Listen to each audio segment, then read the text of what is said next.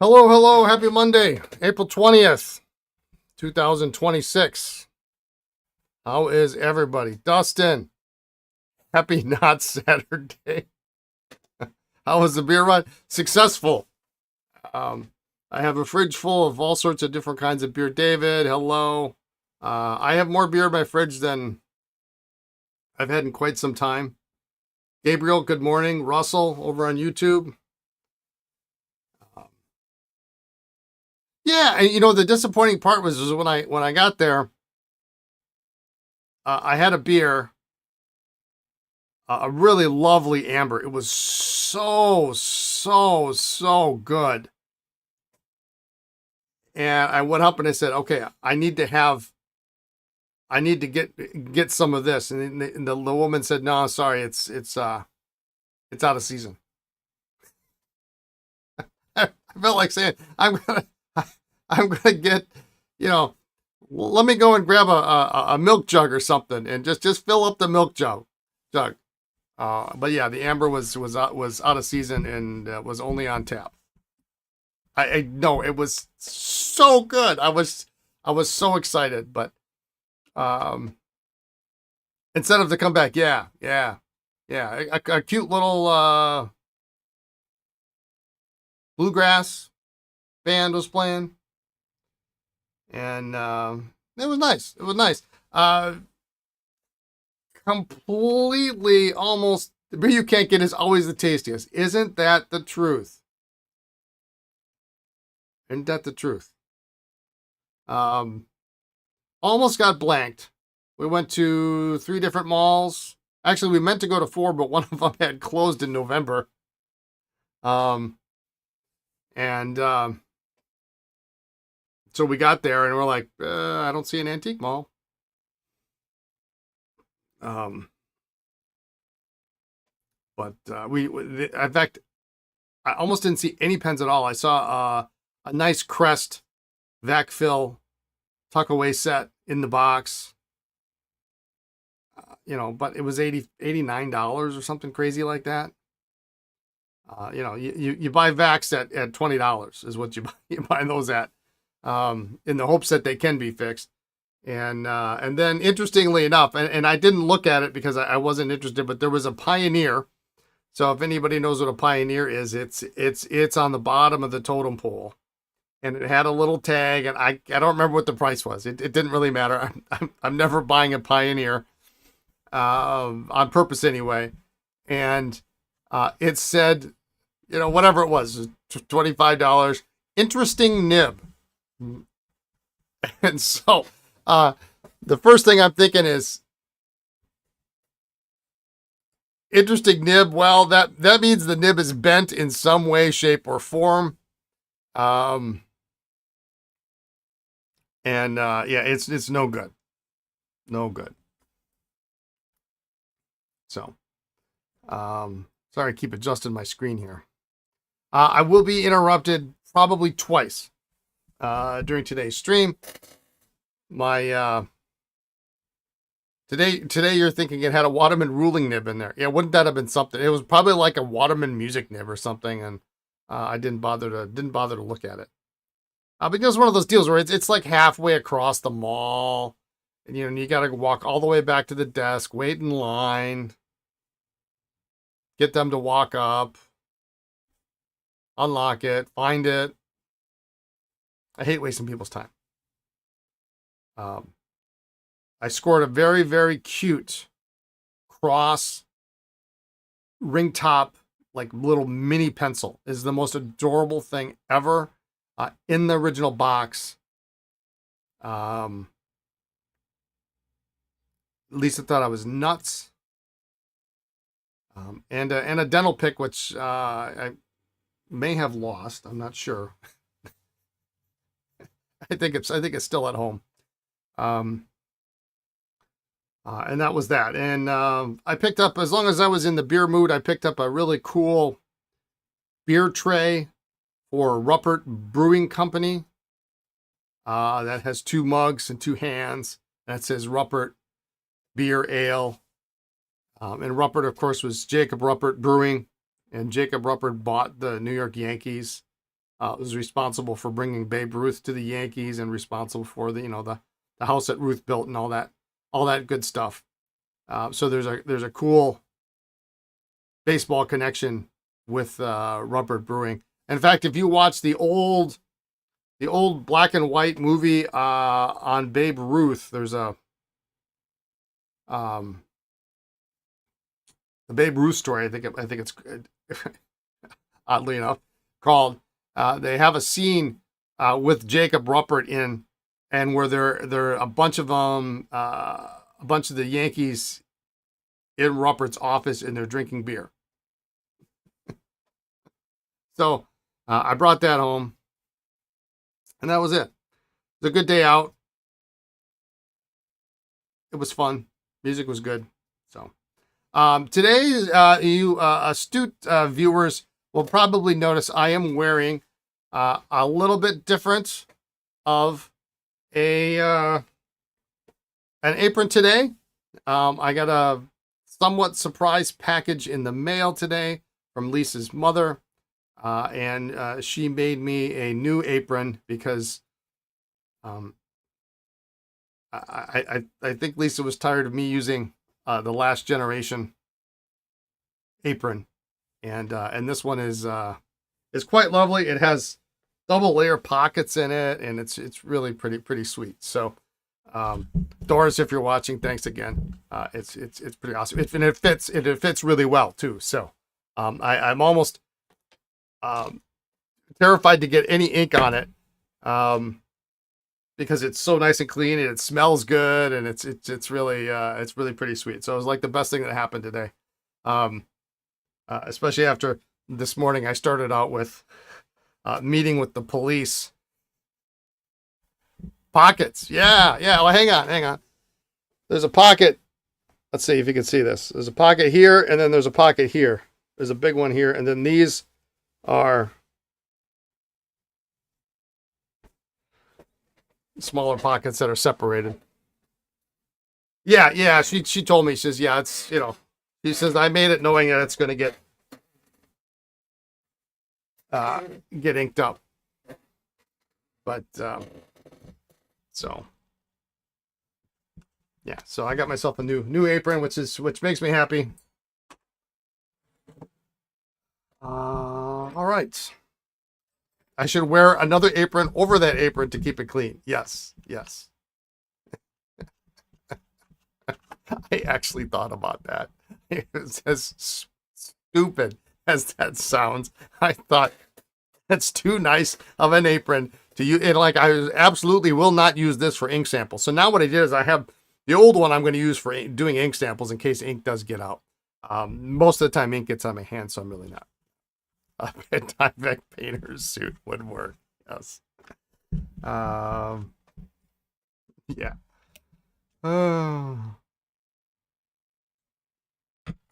So yeah, this morning I started my morning out with meeting with the local police department at my house over this pathetic, ridiculous battle over parking spaces at my condo unit. And I think Lisa snapped this morning. She said, I'm not putting up with this anymore. After a week of not being able to park in our normal spot, she just called the police, and the police came over, and supposedly it's been taken care of. So I don't know what kind of hornet's nest I'm going to walk into this afternoon when we go home. But who knows? It was quite interesting. So, all right. Excuse me. Okay, so I don't have a whole lot on the agenda today. So we're just going to see what's cooking. I've got a couple pens. I have the return pen from. I don't want to say from hell, but this pen just does not want to get fixed, and it's frustrating as all get out. But every time I think we're a little bit closer, and I'm hoping today we can just end this once and for all. This True Blue. We had a lovely pen club meeting yesterday. The topic was TWSBI. And one of our local club members, who's actually very close to here, brought her, if I counted correctly, her 58 pen collection of TWSBI. And it's a lot of Ecos, mini ALs, 580 ALs, ALRs, swipes.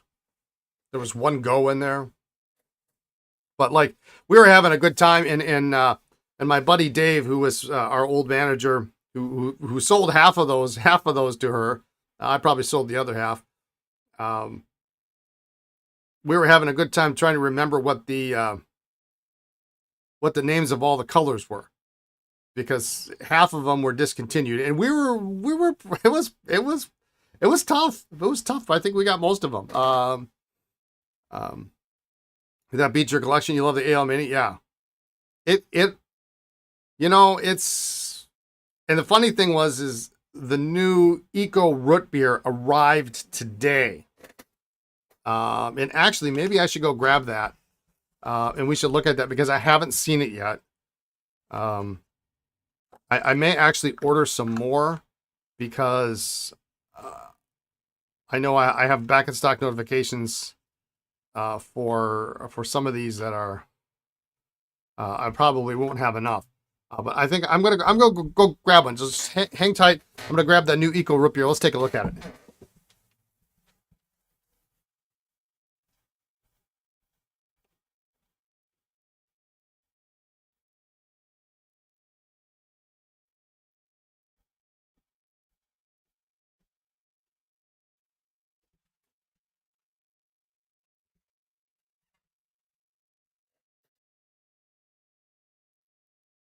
Yeah, some of those discontinued colors go for big money. Yeah.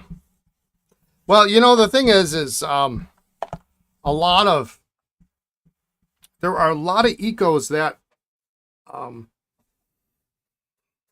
are still in production.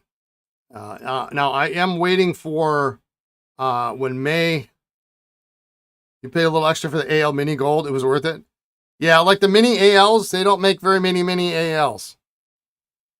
Not many. Like right now they have silver. That's it.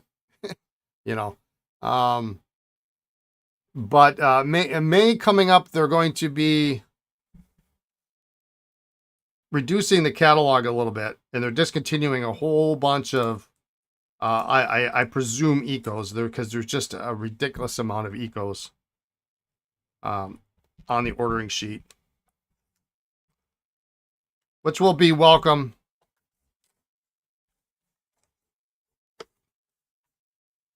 All right, are we ready for this? Ooh, yeah. Oh, this is. And this one here that I'm opening up, this is probably this is going to be hers, so she's coming by to pick this up at some point. Let's take a look at this.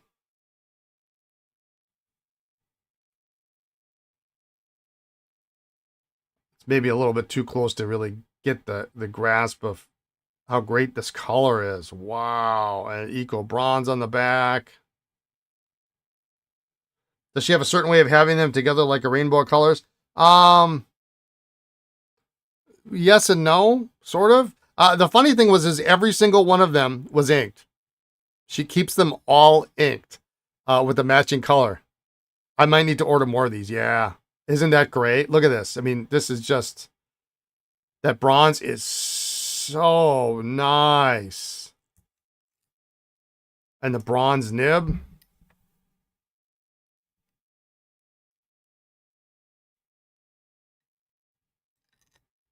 It's really nice. Oh my goodness.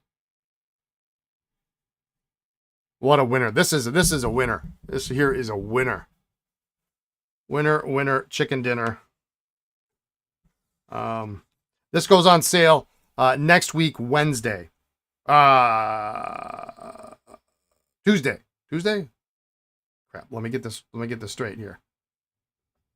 Goes on sale Tuesday, ships out on Thursday. That's correct. Yeah. Yeah, it's really, really great. Really, really great. So, Julie, this is yours if you're watching. I knew you wouldn't mind me opening it.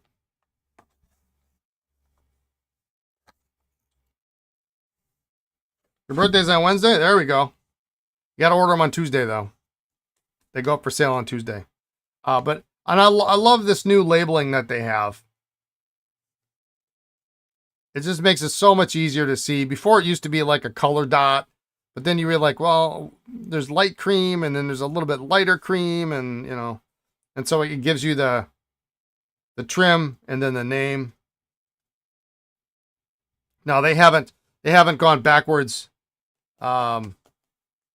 compatible with the old colors, but all the new ones have this much easier to read color coordinated label.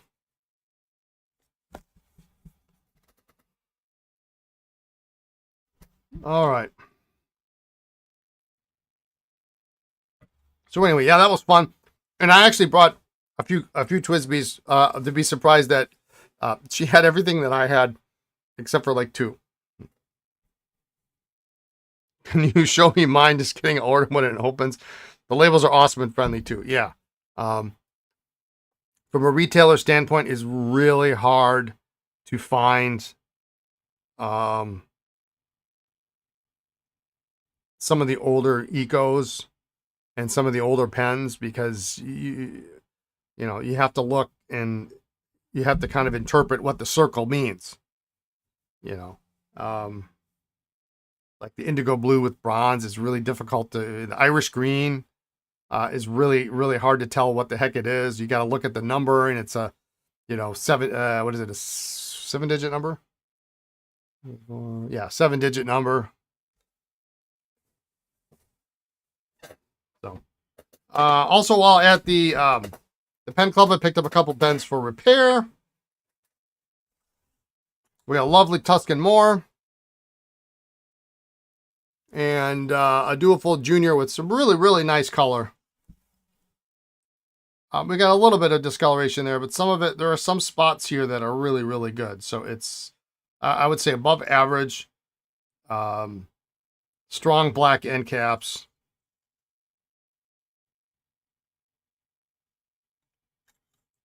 So this is what we're going to work on today.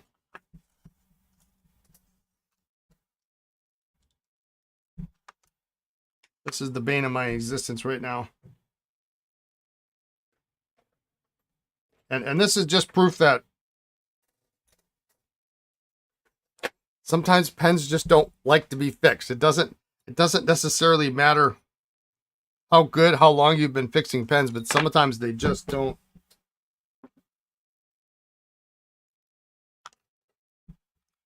I don't know what it is. The universe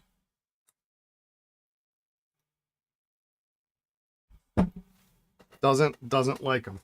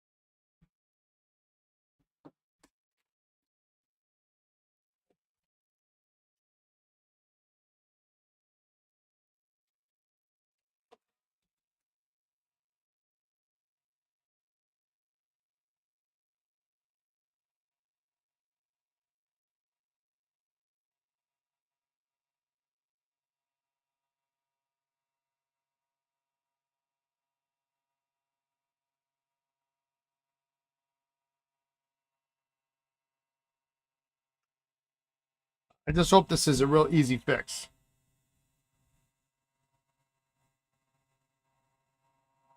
Obviously, the sack was punctured.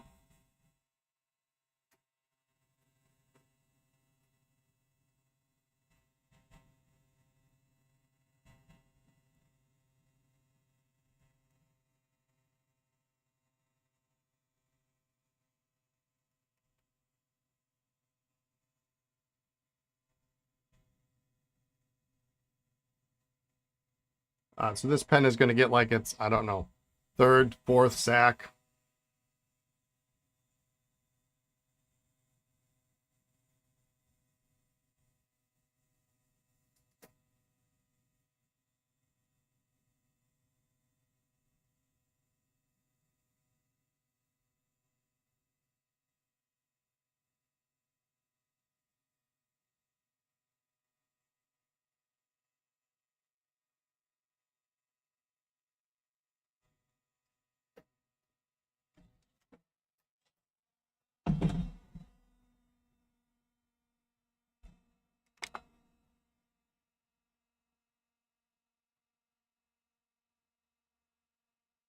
Yep.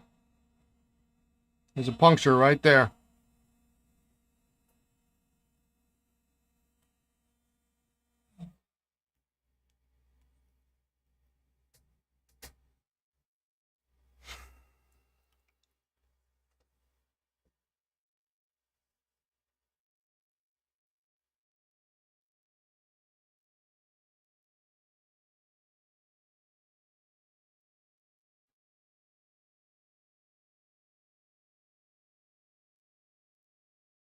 All right. Oh, for heaven's sakes.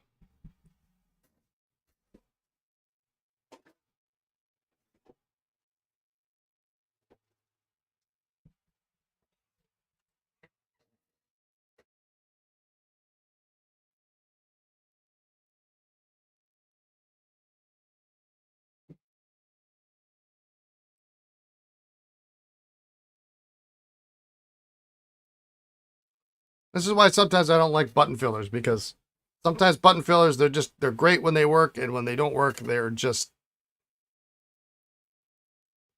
maybe the old one is pinching or cutting the sack due to a sharp edge.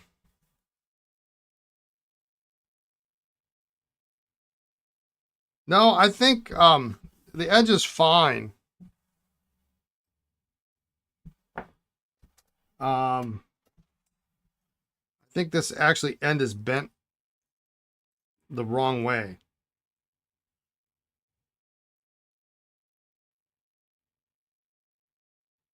Yeah, this is fine. But it's bent inward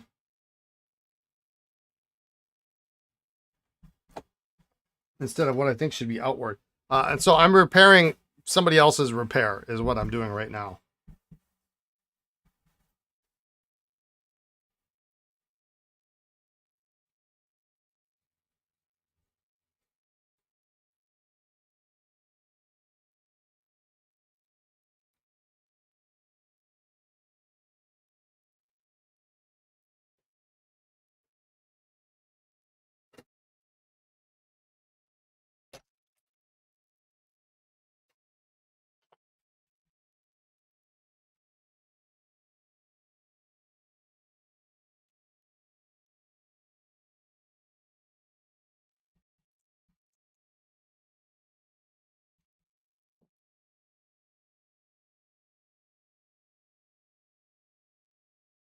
I just want this poor customer to have his pen in working order.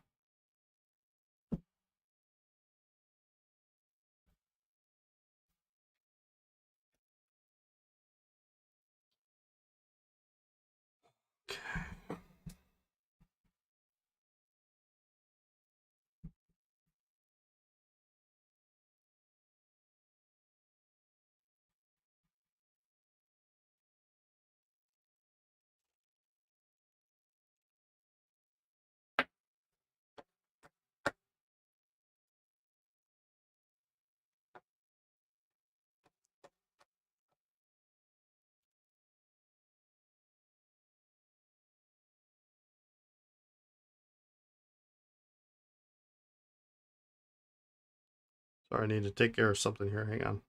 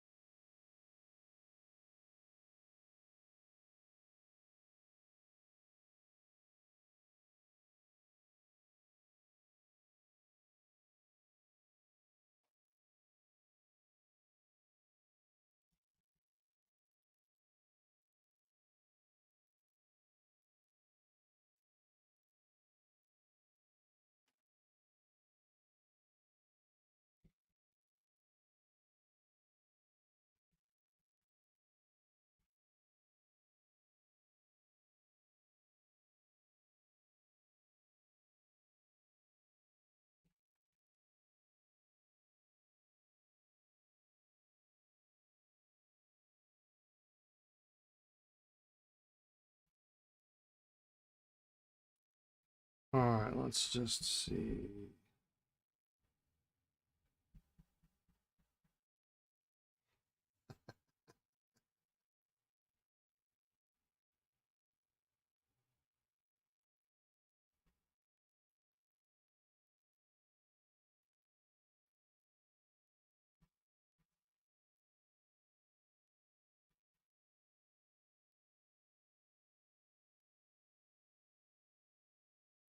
I'm going to allow a little extra room.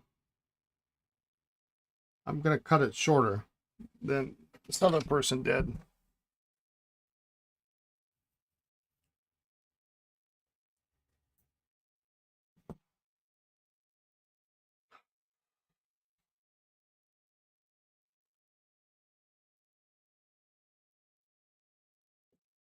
It's a nice writing pen when it writes.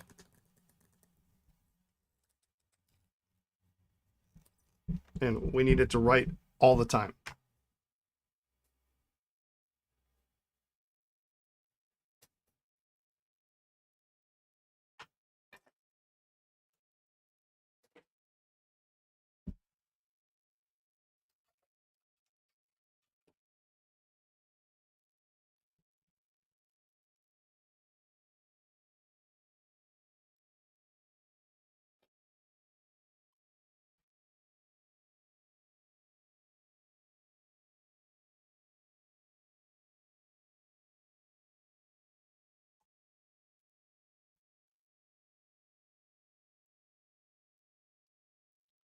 Okay.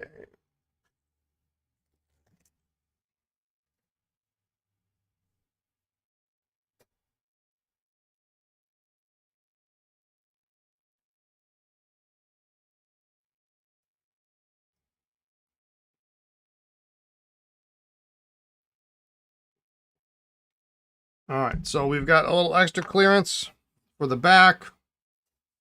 My hands are all full of ink now. Not how I really want to start the day.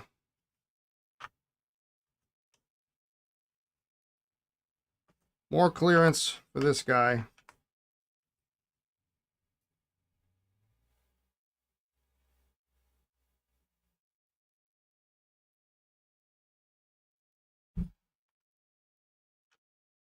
All right.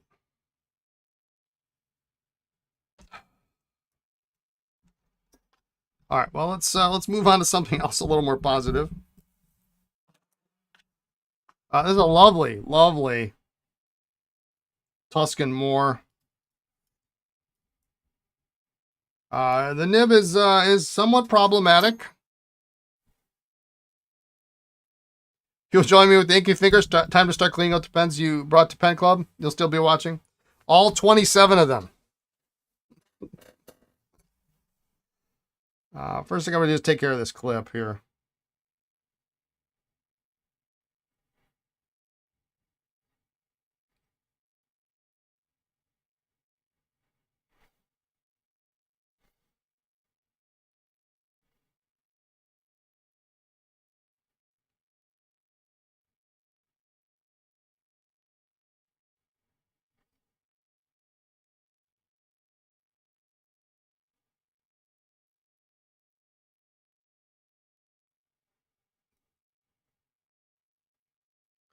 There we go. That's much better. So the biggest problem we have with this pen so far, before we even open it up, is this little issue right here. You can see the nib is cracked, and there's still a little piece of the nib running up there. So, what we're going to do is we are gingerly going to take this apart. We're going to have to knock this nib out because it's a little bit askew anyway. And then what we're going to do is we're probably going to seat this nib down just a little bit further. This is an L94. So we might lose some of that number 4, but if we seat it down a little bit further, we can probably pretty much cover the 4 up, and it will probably be a little bit more stable. So we will see. Oh, well, That came right off, which is good because I wanted to see this pressure bar, which is held in place by the pin. And it looks like that part is good to go.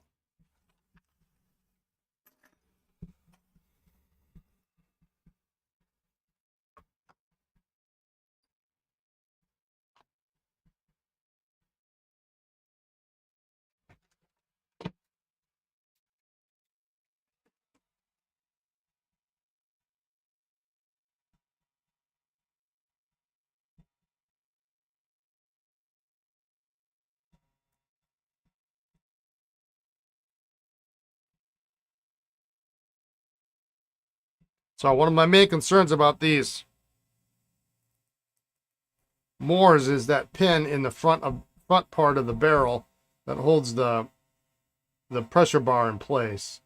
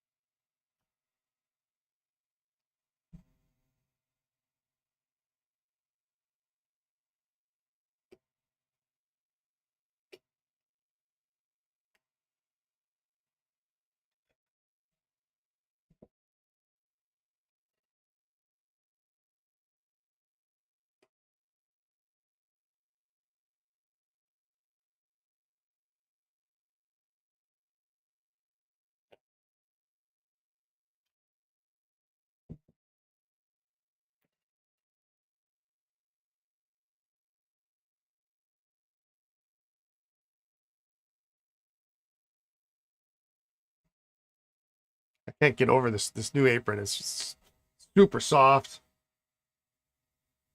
always nice to have a new apron.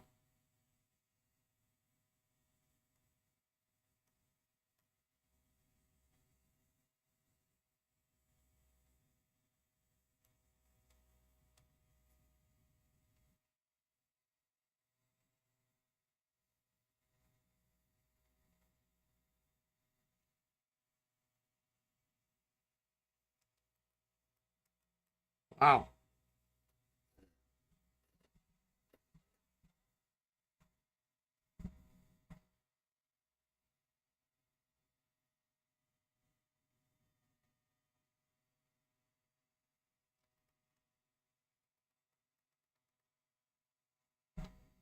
Really hope they didn't seal this barrel shut.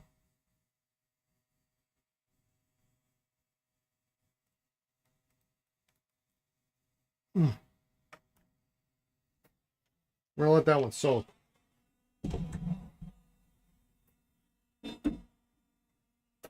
It does not want to come loose.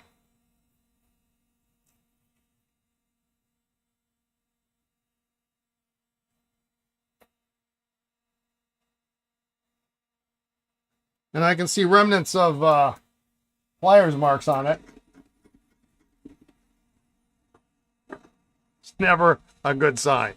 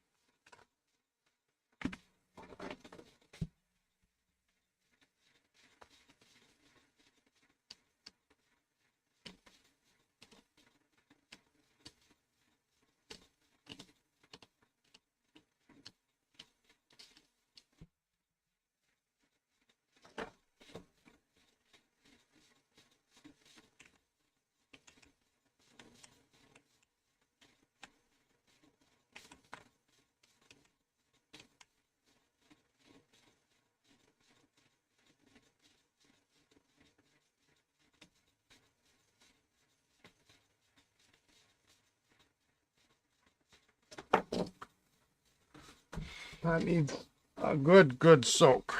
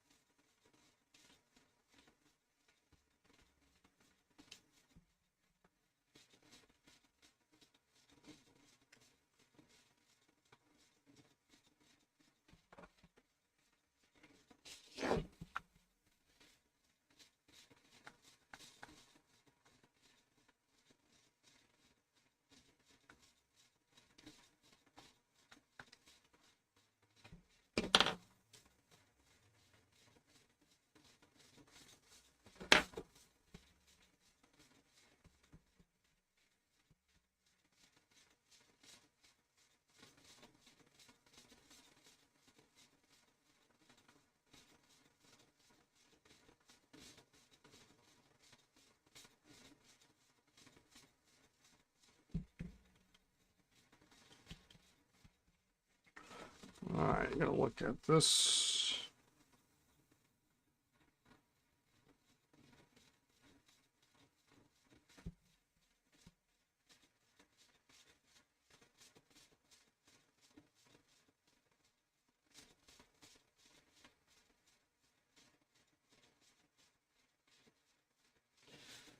Yeah, looks good.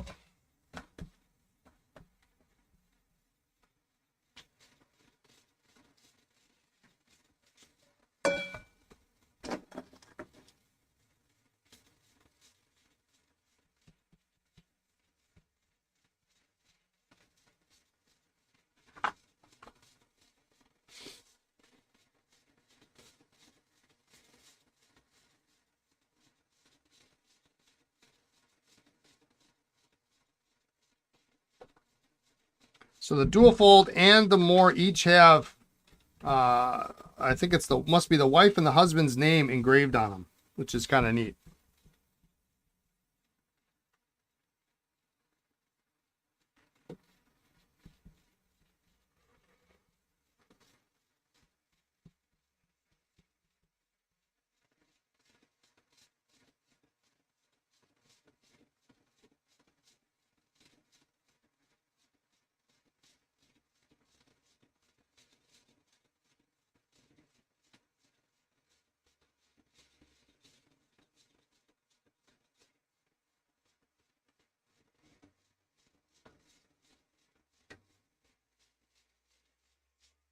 I'm gonna soak this cap here.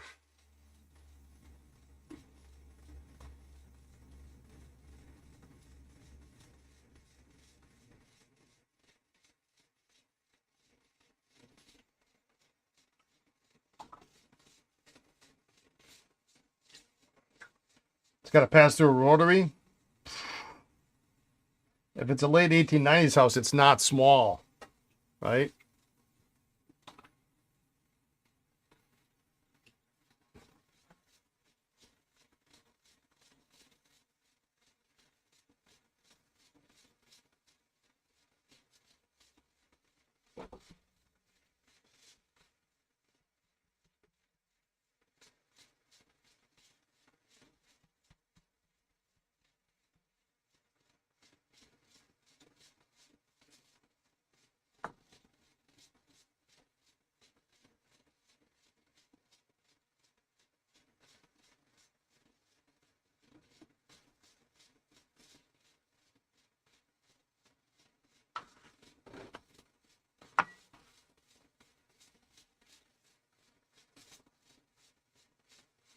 We're going to wait on that until we get that open. I'm not going to bother to do with anything else.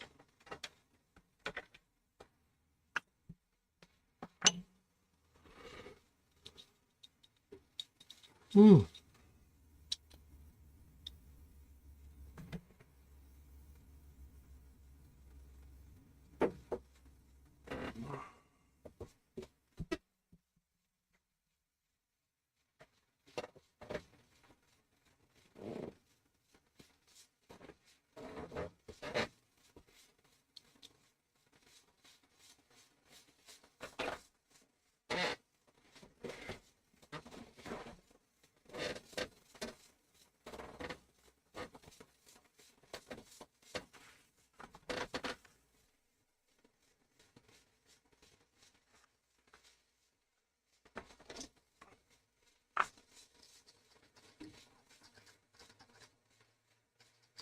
Well, we know this should be a screw section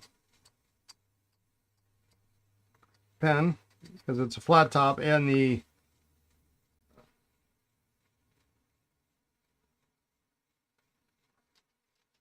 pressure bar says 4 screw section pen.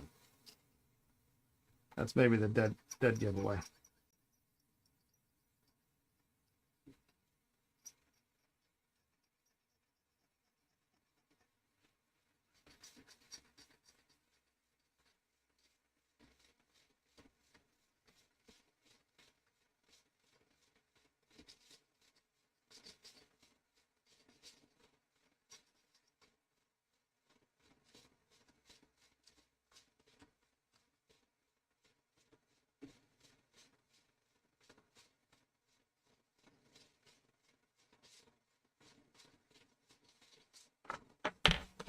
For those of you who know Joel Hamilton, I had a brief exchange with him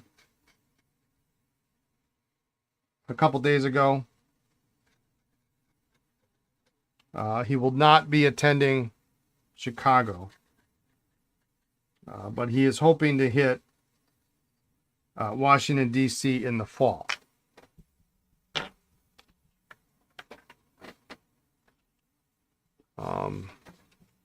He's had some health issues. In addition to his wife passing, he's had a number of health issues which he's recovering from, and it sounded like he's going to really try hard to make it to DC.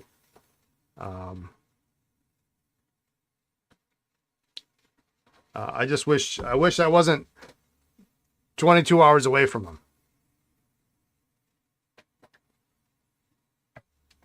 I'd probably just show up at his house.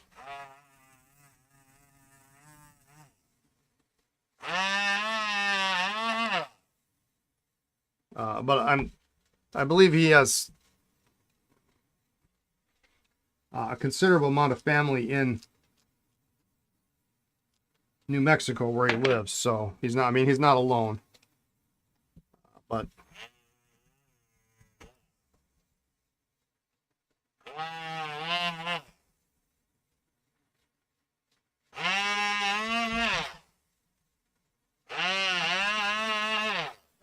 Joel's one of my oldest friends in the hobby, dating back to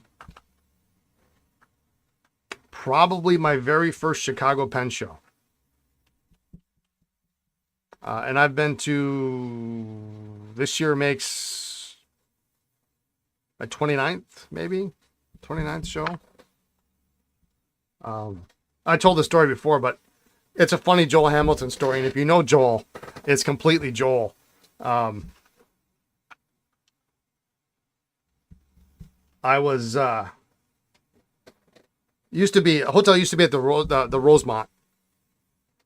And as you walked in the front door, there was a little gift shop off to your left. And the gift shop, you get, whatever your normal gift shoppy stuff that you can get there. And, but they also sold cigarettes, and at the time I smoked. Terrible habit. You should never do it. If you do it, you should consider quitting. But that's the end of my, that's the end of my preaching. But anyway, I went in there. I didn't smoke much, but I went in there. I bought a pack of cigarettes, and this tall, dark, and handsome man was there in front of me, and I think he was buying some cigarettes or something. And we went, and we kind of got our stuff at the same time, and then we walked out, and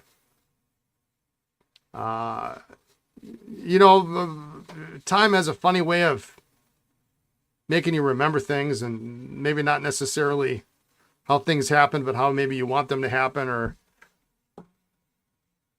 how it sounds better. I don't know, but he probably offered me a light, and we sat and we talked. Oh, you here for the pen show? Yeah, it's my first one, and yeah, I'm supposed to meet a guy by the name of Joel. Oh, yeah, okay, yeah, I know Joel. And so, we we're doing the usual chit chat, and we finish our cigarettes, and he goes, "Well, let me. I know where Joel is. Let me take it to him." I didn't know what Joel looked like. We turned around. We walked. He said, "Just follow me." Turns around, walked to his table, sits down, sticks his hand. "Hi, I'm Joel Hamilton." And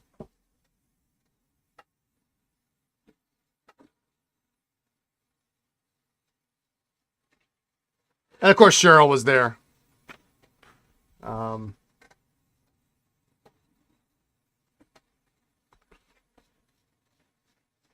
and I remember Cheryl said something very poignant at that point in time, and this was back in 1998, which doesn't sound all that long ago, but then when you do the math, you're like, oh, well, that's 28 years ago.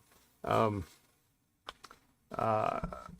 managed to pick up probably 24 Esterbrookes at the show. And back in 98, you'd buy Esterbrookes and they were $5 a piece, maybe 10 if it was a really, really good one. I didn't have much money, but I got a couple dozen, and I had a 40 pen case, and I filled up a couple rows. And one of the first pens I did find was a red marbled Relief 2L. I think it was the princely sum of $150.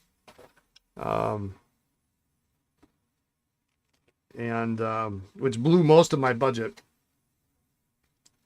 And we're sitting down and we're looking at him, and Cheryl goes, how did she put it? You might be onto something there, something like that, like, yeah, maybe, I don't know. That's kind of funny. Yeah, you might be onto something. Where is my hammer? My desk couldn't be any cleaner. I mean, it could be, but not by much.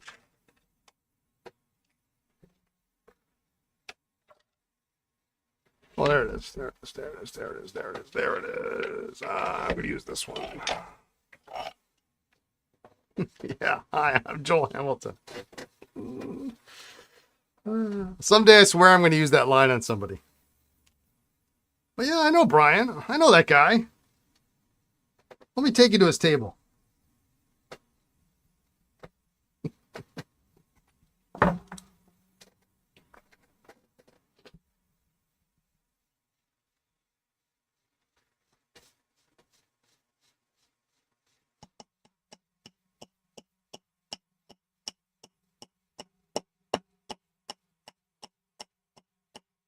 I'm using my smaller hammer today on this one because I'm tapping really lightly. I'm just basically letting the weight of the hammer.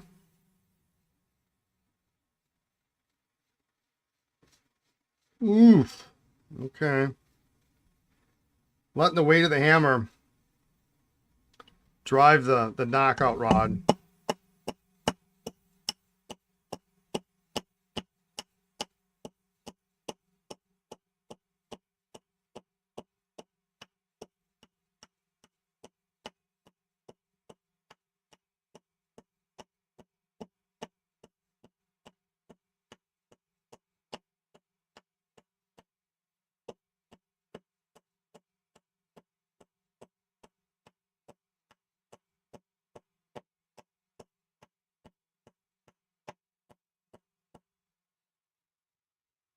That is the world's longest feed. Holy cow.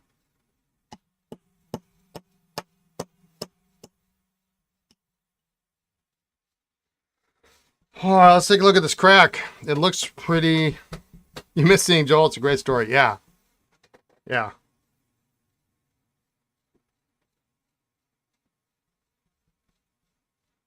He's got a pretty big hug coming in for him the next time I see him.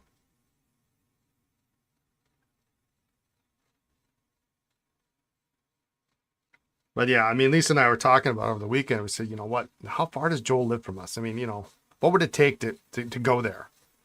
And even if it was just for a couple of days, get a hotel, go over, like, what do you need done? Do you need, Do you need help around the house? Do you need some, do you need some cooking done, or what can we do for you? But I mean, it's 22 hours. It's 2 days. It's 4 days there and back.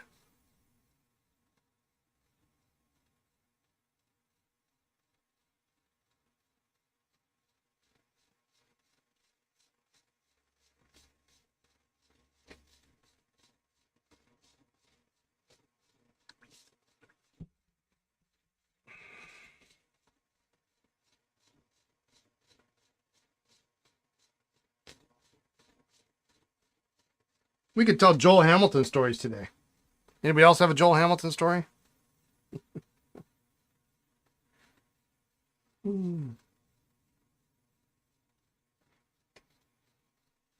All right, let's see how bad this is. This crack is worse than I expected. And I'm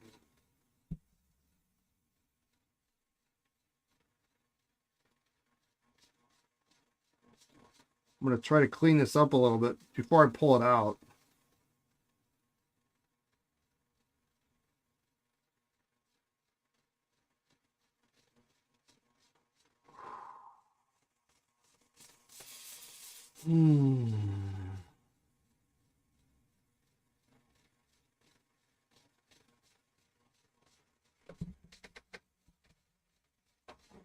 It's really, really bad.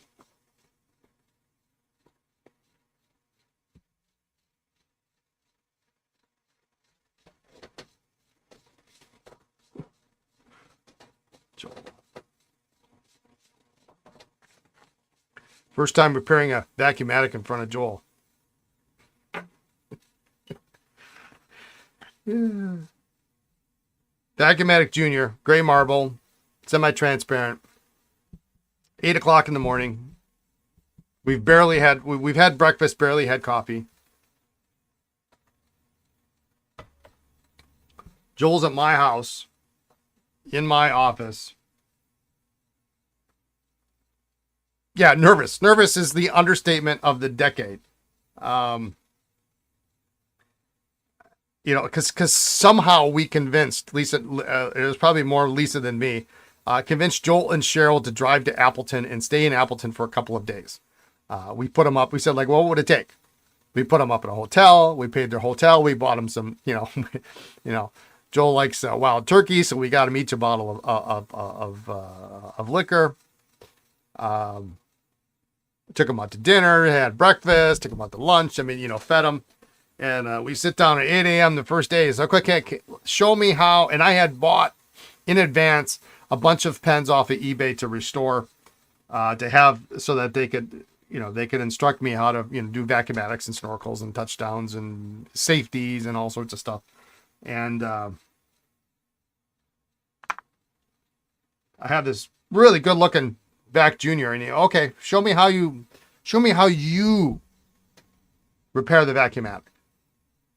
And I had done one, two. I understood the concept, and I go there and all right, I know what I'm doing. I got the tools, and I got the tool. I screw it on. I got the hand wrench and turn it, and I promptly, it's like 8:02 now. I promptly break the barrel in half. I just snap it in half. Joel, without missing a beat, without raising his voice. Now, what did we learn? Always use heat. All right, let's look at another one. Oh, this nib is awful.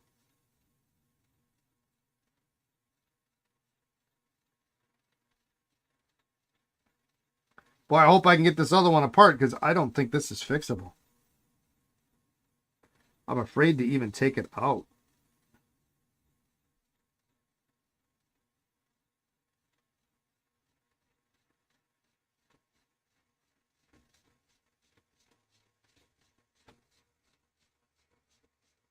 I was hoping it was going to go straight down. Don't take it out, yeah.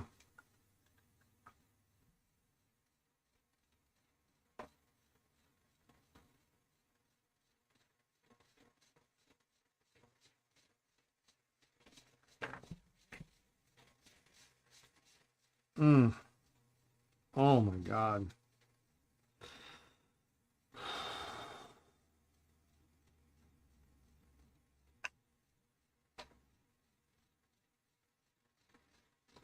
All right, so here's what the crack looks like.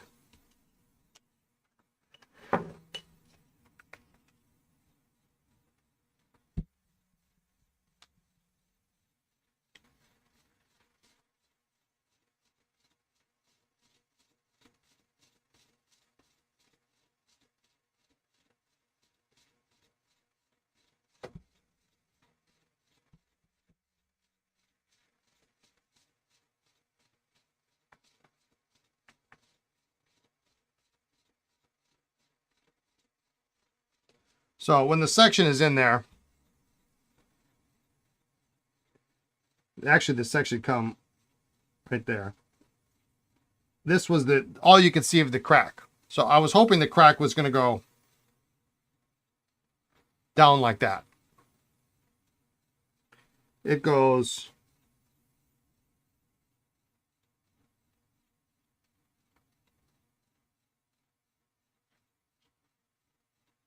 I ran it all the way over here, but it goes like all the way over to about here. Down, up, down. There's a crack here. There's a crack there.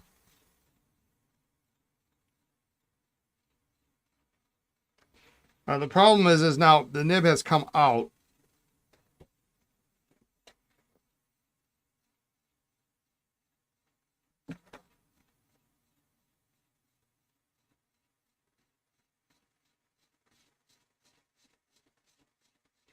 I really need to clean the back of this nib off.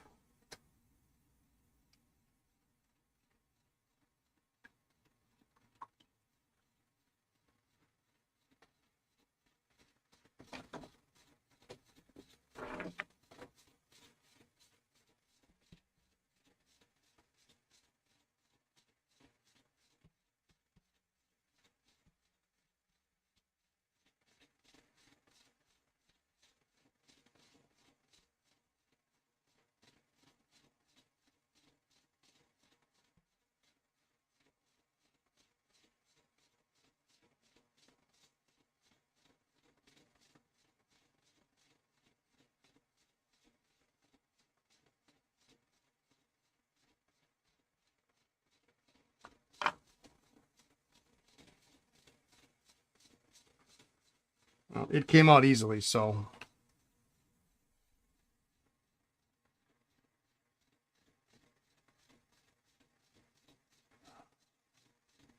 Okay, so the two cracks that run down this way are real fine stress cracks. So they're not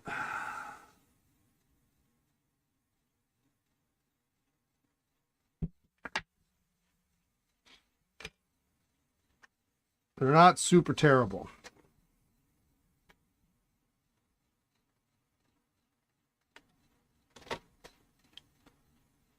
I am pretty certain that there is no replacement for this. I don't think I have a. I could check. It would be a very expensive nib replacement. I do have some Moores, but I don't know if I have any 4s.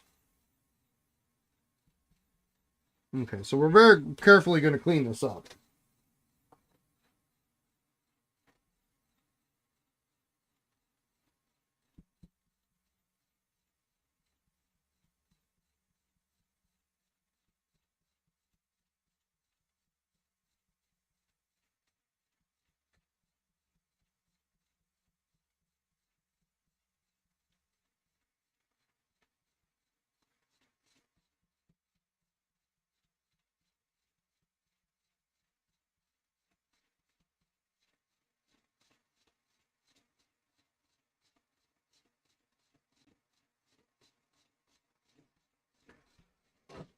If we can clean it up, we can see how bad it really is. And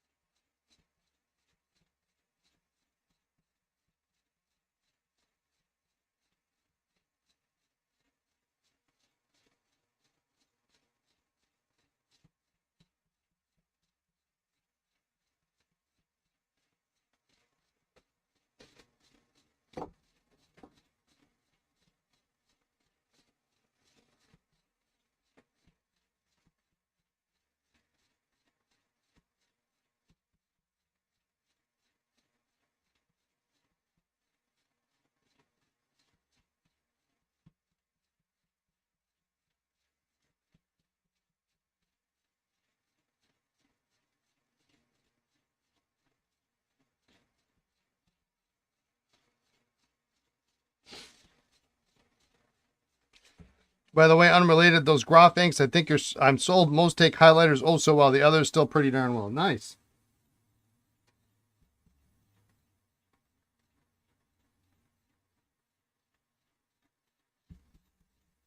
They'll be on they'll be on sale again in November. They almost always are.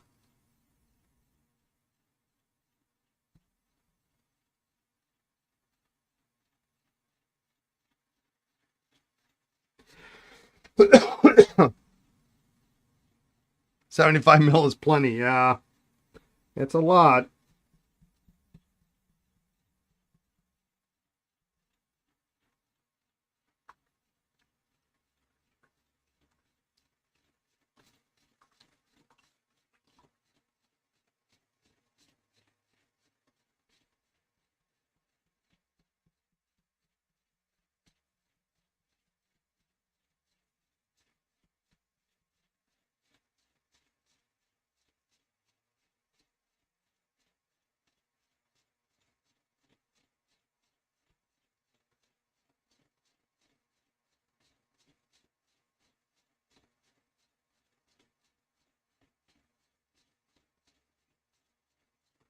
It's a reasonably thick nib. It's not as thick as, say, a Schaefer nib.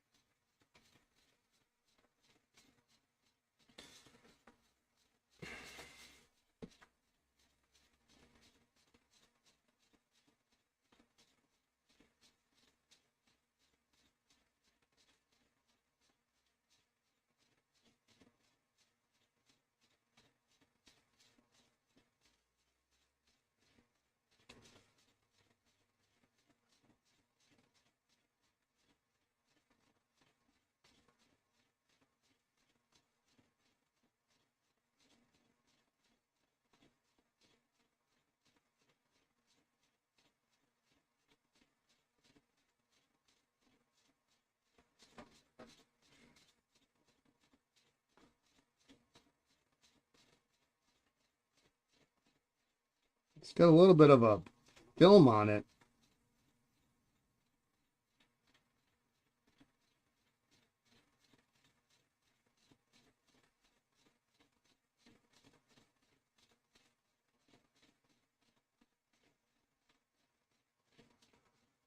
Hmm.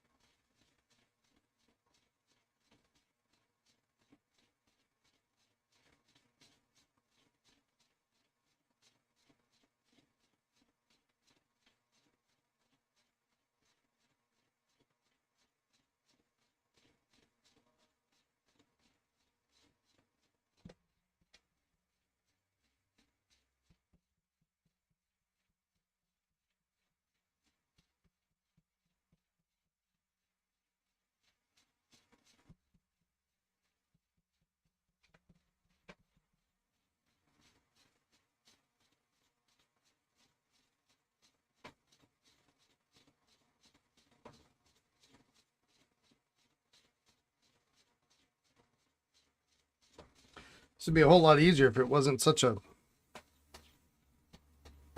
if it was just patina or something.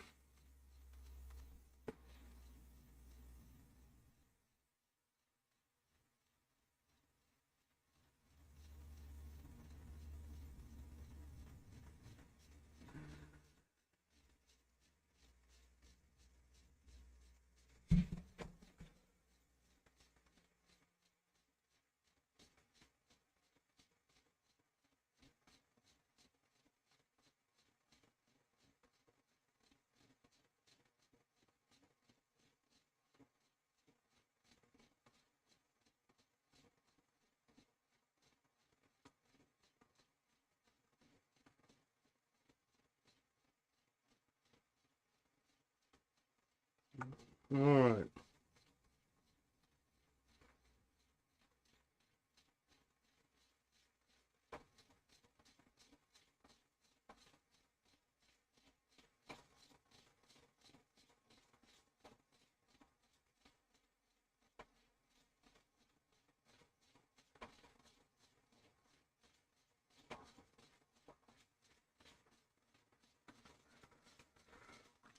think that's about as clean as it's going to get, at least for now.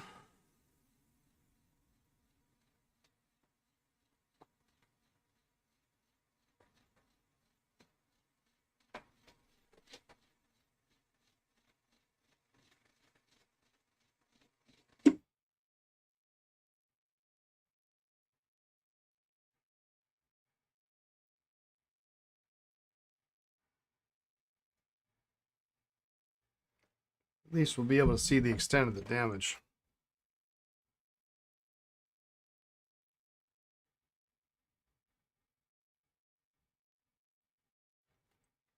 Oh, hang on, I'll be right back.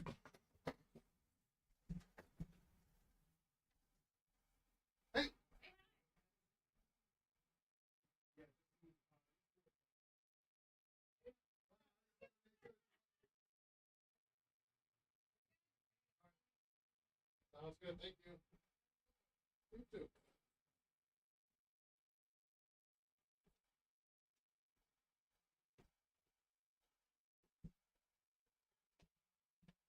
Just as I'm thinking my postal carrier's not coming, she came. So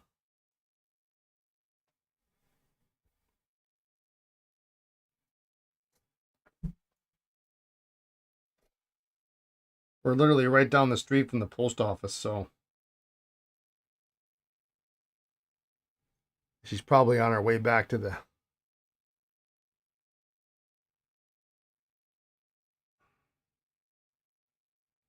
post office. Okay, so what I'm going to do now, before I do anything else, is I'm going to grab my bag of more parts. And yes, I have a bag of more parts.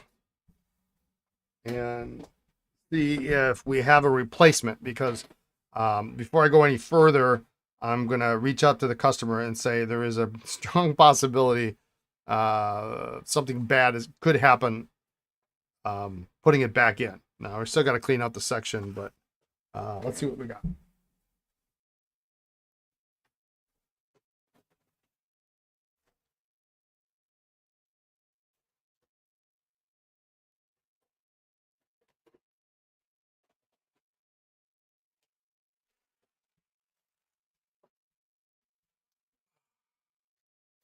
I bet I got more number 2s, but I don't think I have more number 4s. I think I got a more number 6, but that pen is just completely boogered.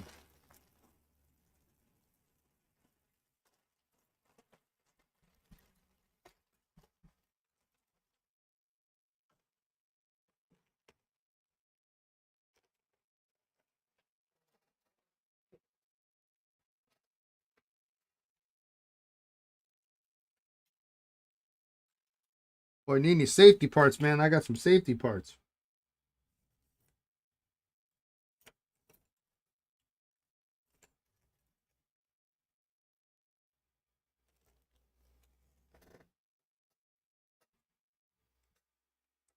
That's a big Moore barrel, huh?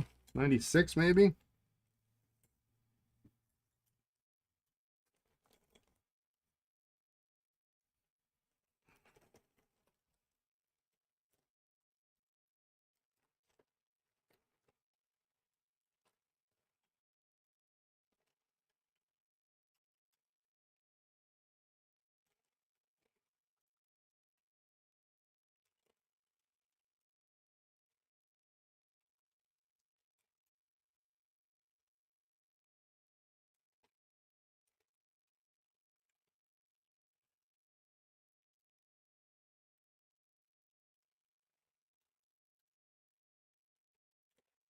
Ooh, what is this? What is this?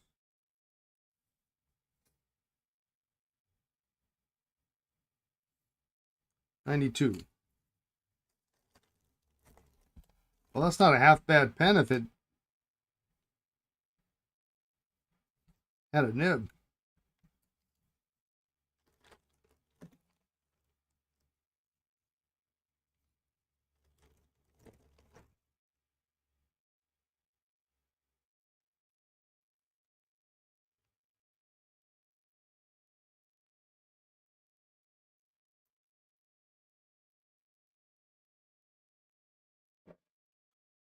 Too small.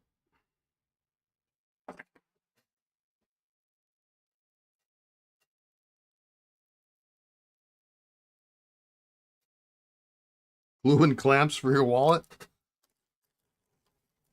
That's real safety. Oh yeah, here's my 96. This is a problem pen if there ever was one.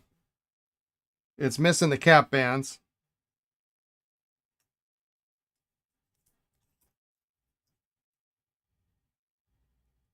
Missing tipping on one tine.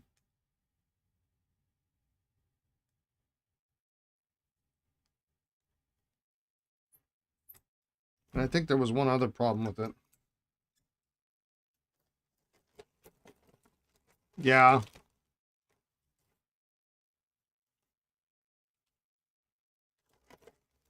I guess the barrel's good. Section's good.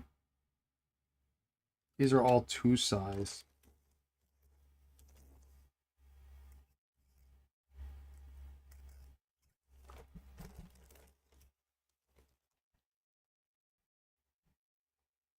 Now there's a nice number 2 nib.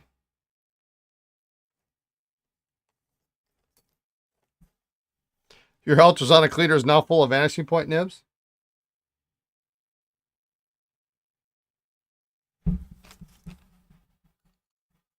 Are you matching the date codes up to the pens that you have them in? Or do you have that written down?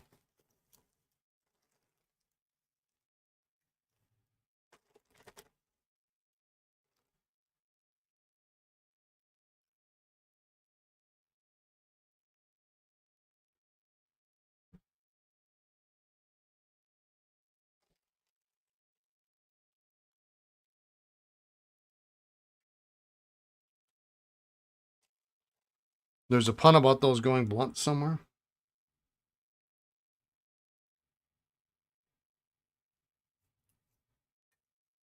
'83. And this is a 92. This is a disaster of a pen. I don't know why I bought it. It's just so bad.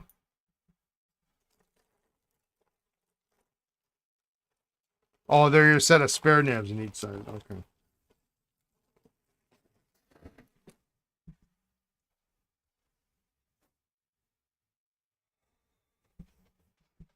All right. Let's see. Do I have any other Moores?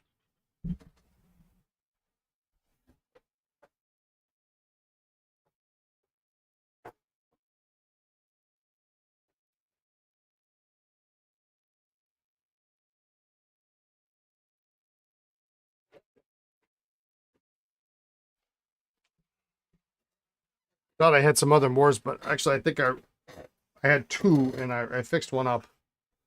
And you don't want your points vanishing? You have 11 black VPs that you use as a tester set, all X display models. So those are the ones with the chain?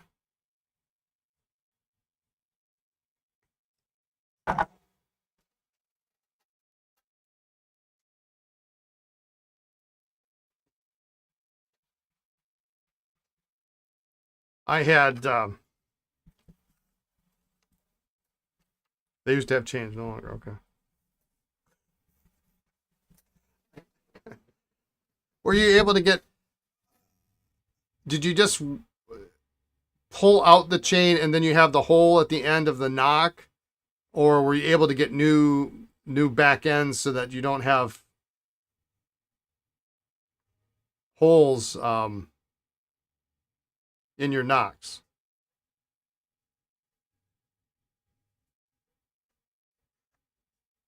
You smooth out the edges, okay.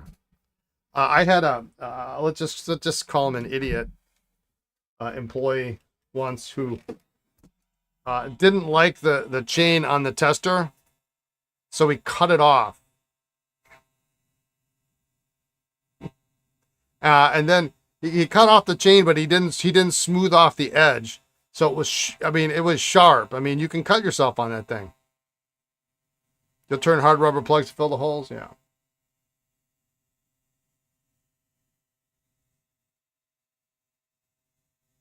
It was something. I was like, why did you do that? Like, why would you do that?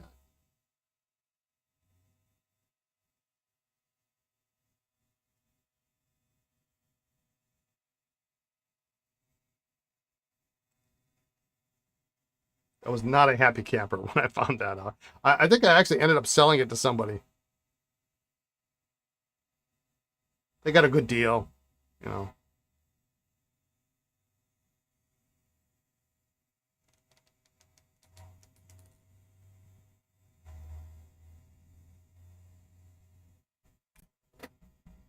Be fun to make plugs with the nib sizes engraved on them. Yeah, that would be all right. That would be very helpful, actually.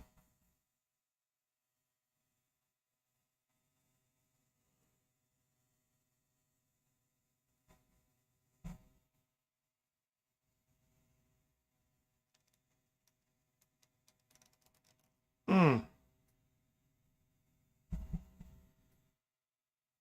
You probably possessed more of those displays than Pilot did at one point? Really? Wow. How did that happen?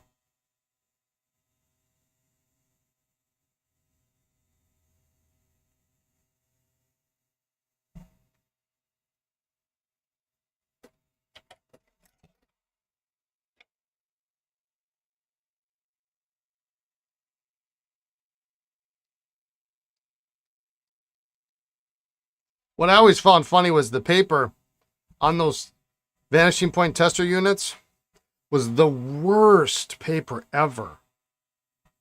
It was not fountain pen friendly. Like nobody thought that through. Somebody at the highest level said,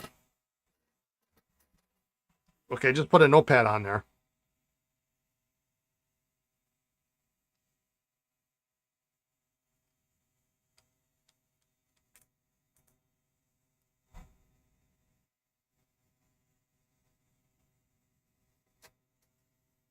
You have a sealed one in storage? Nice. I wonder if they still make those.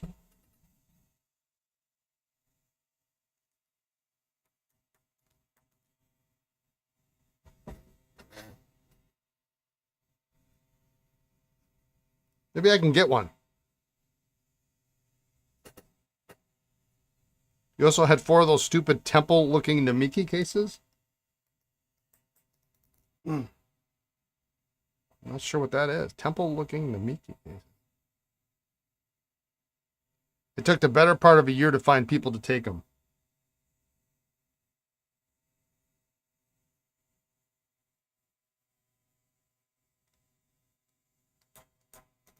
Man. Looks like a jet. I don't think I've ever seen one.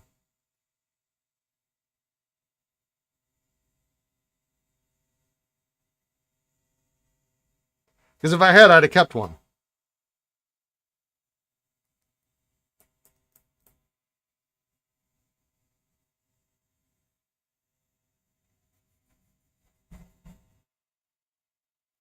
Isn't it such a pleasure to bring back a nib looking brand new? Yeah, yeah. When you can.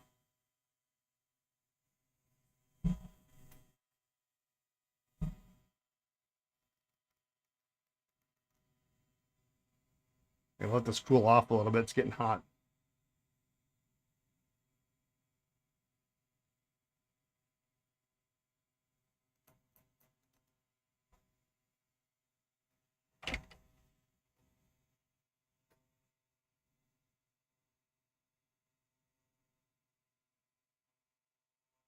I have the grail of all grail Namiki cases.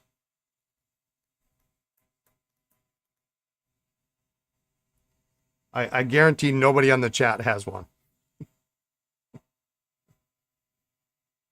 Not many people have this case. I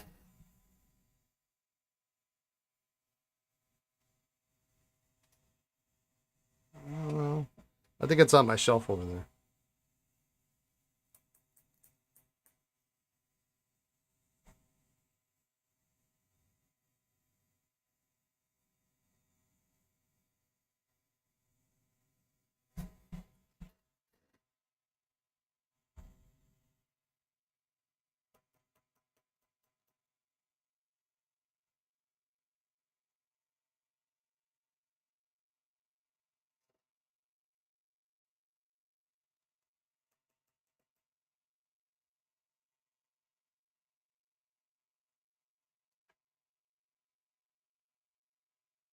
It's coming slowly but surely. My hand is actually sore from trying to get it. Hold on to it.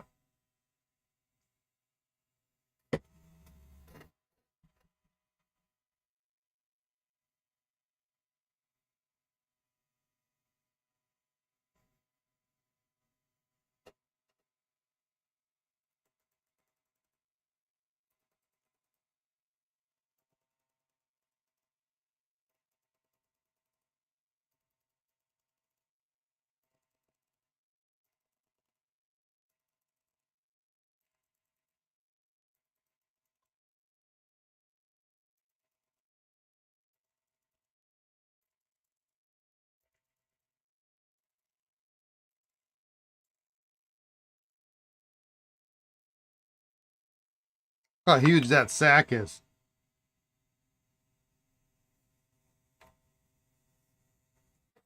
Oh my goodness.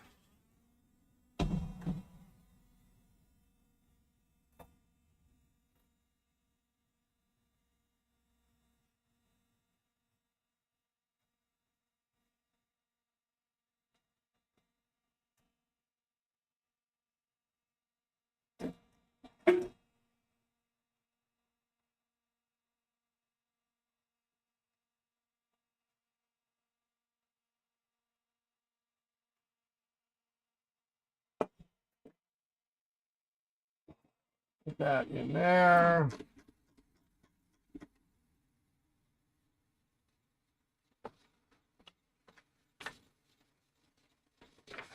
I guess my favorite are the Namiki portfolios that hold, like, they snap on the front and they hold 20 pens or something like that, 15 pens. Those are my favorite.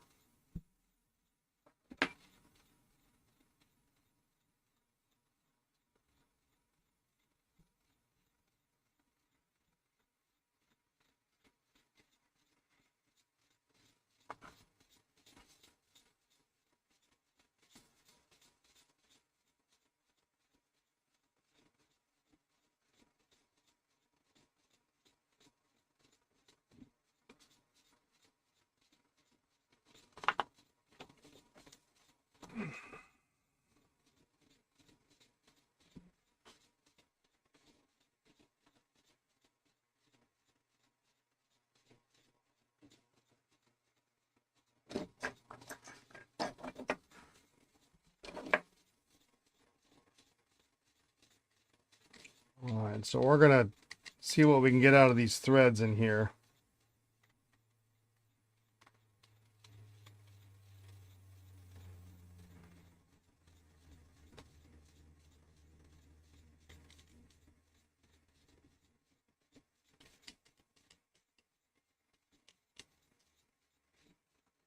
Oh, I just got a picture of said.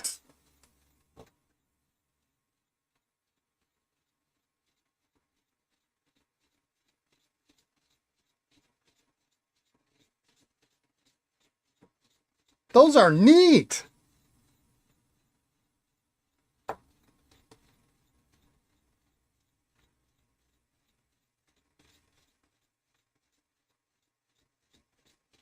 That's great.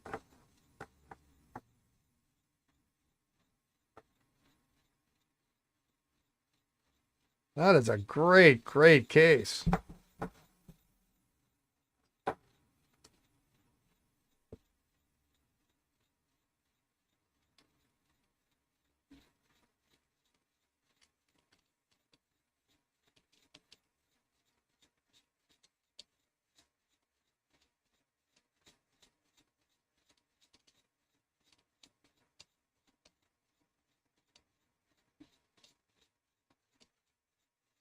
I don't know what I'd put in that, but it's locking and illuminated. Only one of the four wasn't broken in some way. That sounds like the sailor cocktail cases.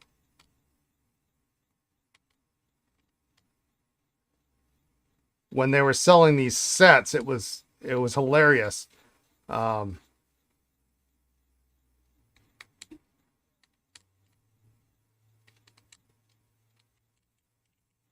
I just couldn't believe that people would buy. And then what was the set? There was like 12 pens in the set or something like that. I mean, it was a lot. And it came in this plexiglass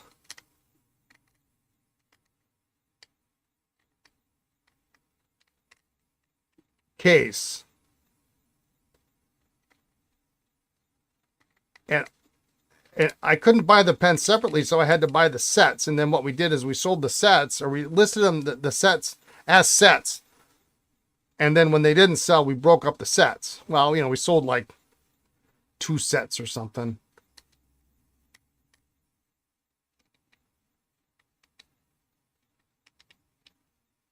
But almost all of the cases cracked. And I think we had ordered like some ridiculous number of these things, a dozen of them, maybe more.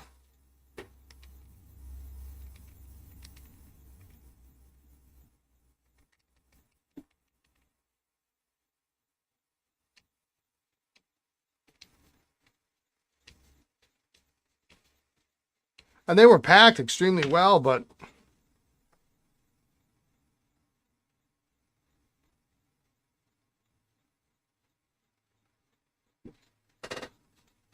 the Roshizuku displays always broke too. I've got one that didn't break.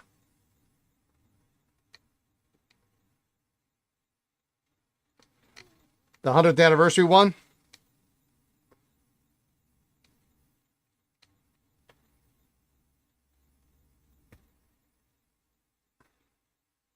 I mean, it was kind of a useless display, though. I mean, it was...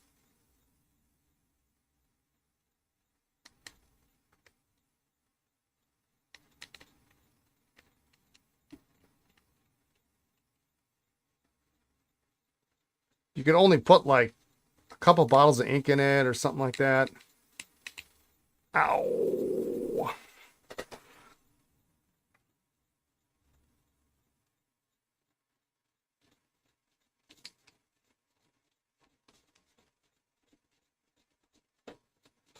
But we decided, you know what, we actually had to count how many good... Oh, the testers.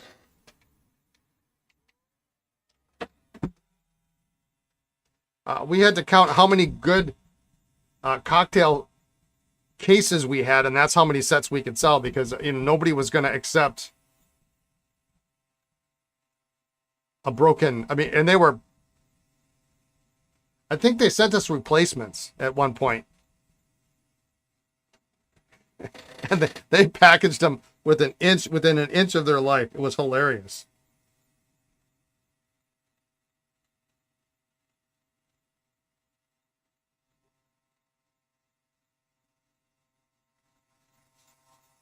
And I think they still broke.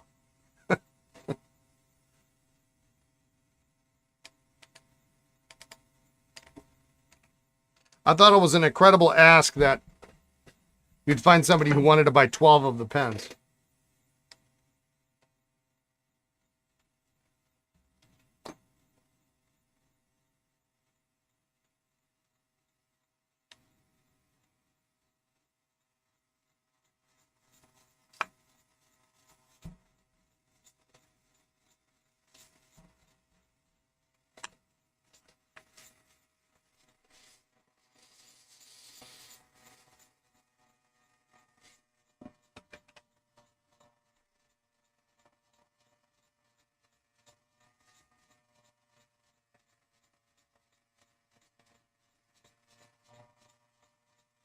Schaefer actually used to make some really, really nice displays back in the 20...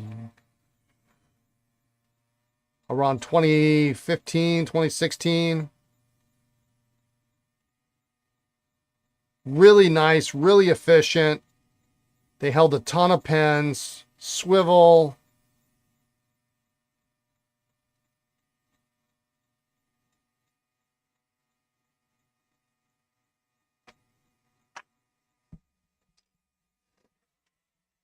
But again, using that same brittle plastic.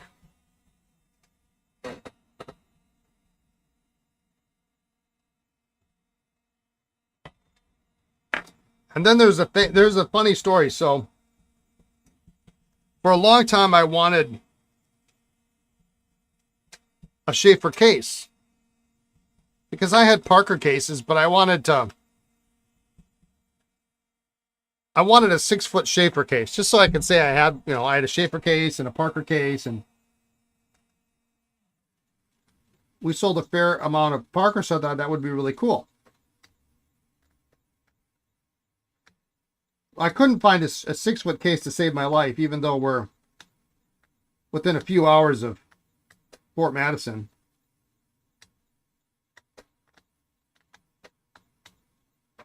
I eventually did get a 4-foot case, but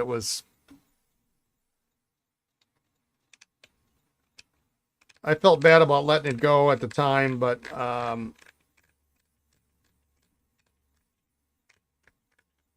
it was not a great case. So,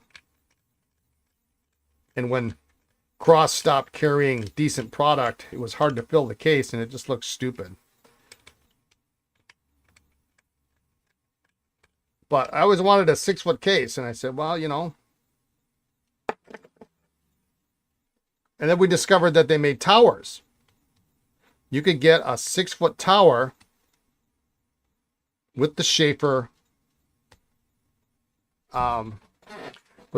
logo, and a real nice, this is right when we were starting out, and how great would that be?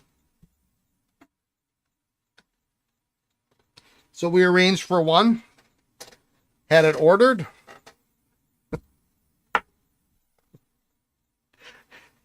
And this is when we were on our College Avenue store, very early on.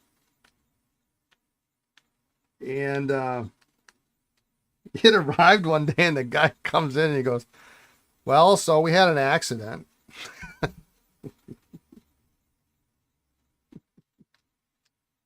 He said, the glass broke.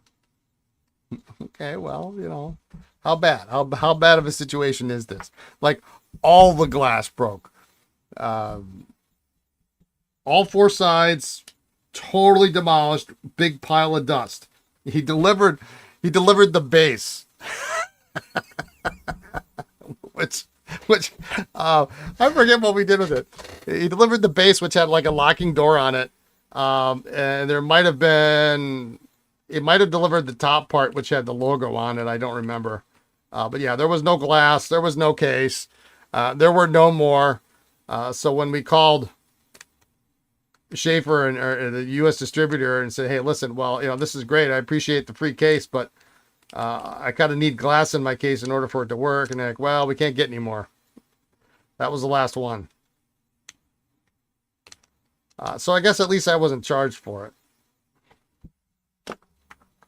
So I never really got a good Schaefer case.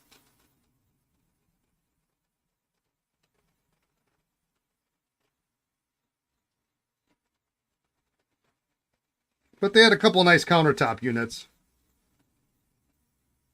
The Schaefer Ferrari case was great.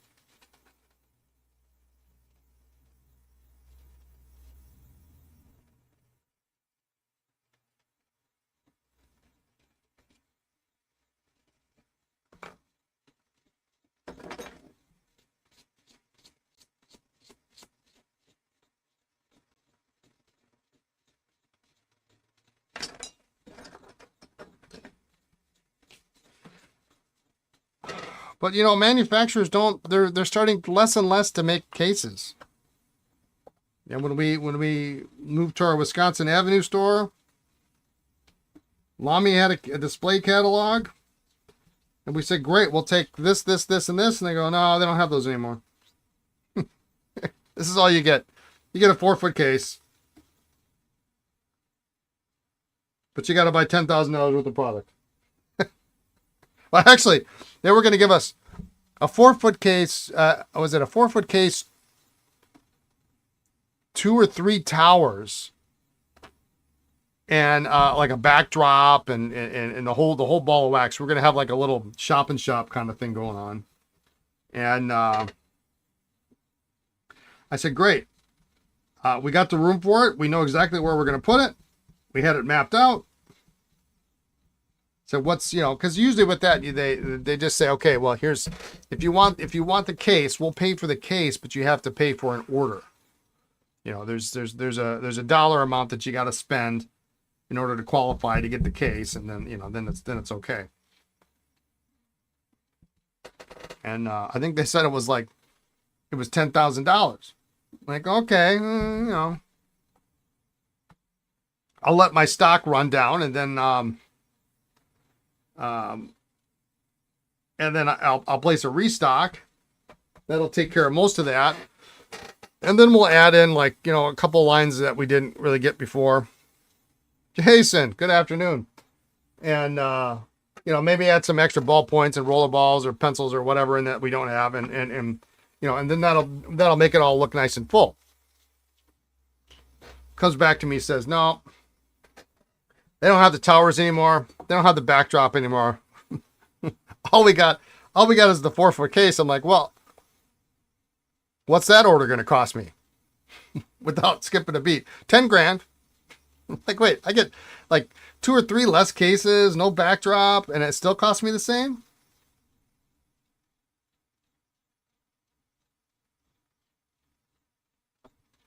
So, well, we can send you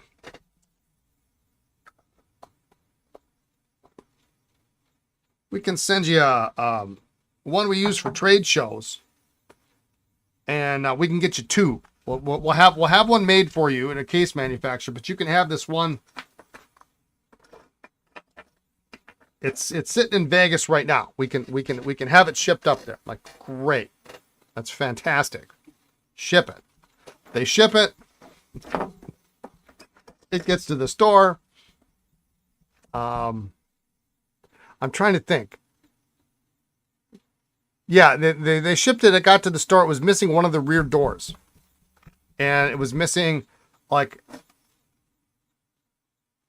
the cables for the electronics for the lights. It was missing all this stuff. I was like, okay, well, I mean, it's used, and it was sort of free. They said, oh, well, we'll have the cabinet manufacturer make you another door. Just give me the dimensions. So I gave them the dimensions. And the day before,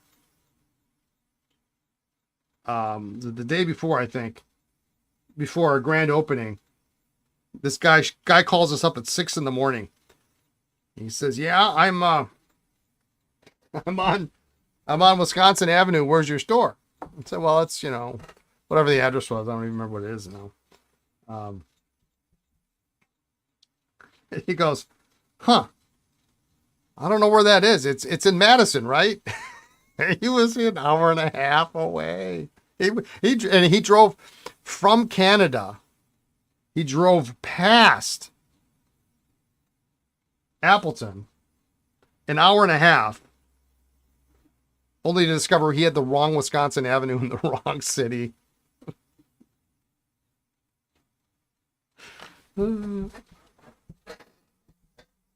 He shows up about 7:30. He says, well, we can't take this off the truck. We got to have at least 4 people to lift it. And I'm like, well, Lisa and I are there.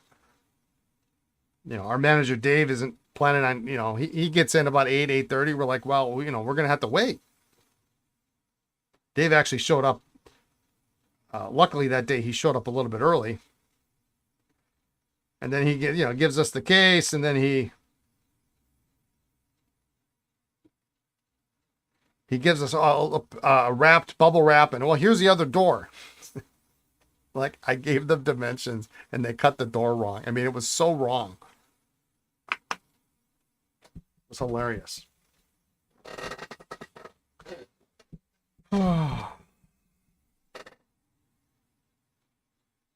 Like the Bugs Bunny cartoon, he should have taken a left turn in Albuquerque. Yeah, it was hilarious. Like, dude, I mean, and apparently I forget how many hours he drove.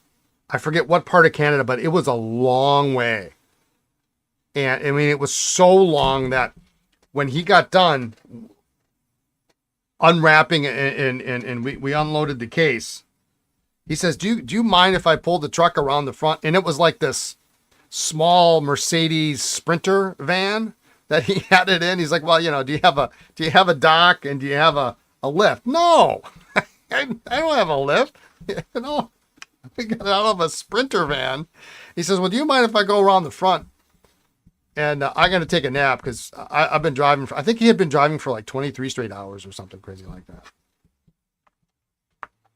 He had been up for 23 straight hours. Taking a left turn in Albuquerque.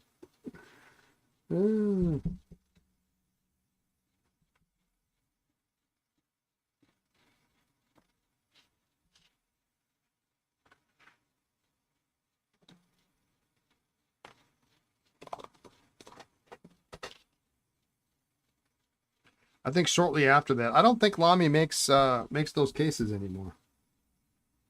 I mean, they have them made to spec by a cabinet manufacturer.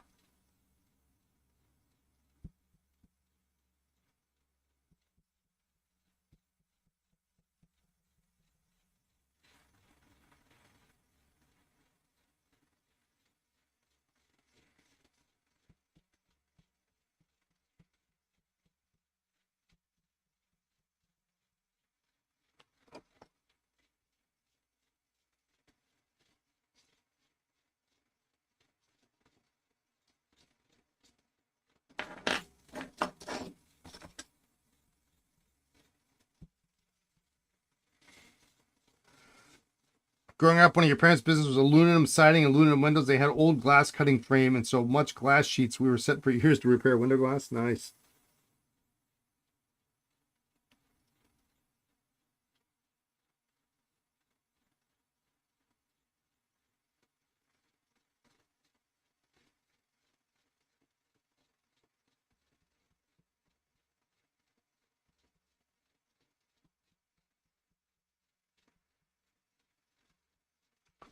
We had a Visconti tower once. They made these displays with like a 4-foot counter and then 2 6-foot towers on either side. And it took me years, but I finally got the full display. And one day, I had an office that was kind of a really small little office, but it was big enough to repair pens and do whatever I needed to do. It wasn't anything huge. But I could go in there and have a private phone call or whatever if I needed to. And but it overlooked the Visconti and at the time what was Mont Blanc, which ended up later being what did it end up later being? I forget. Something else, but I could see those cases. I could watch over them if somebody was there or if somebody was shopping. I could easily see them. And one day, my friend Dave was putting something in the case, and he got a pen out of the case and went to go close the case, and they were held in place by screws.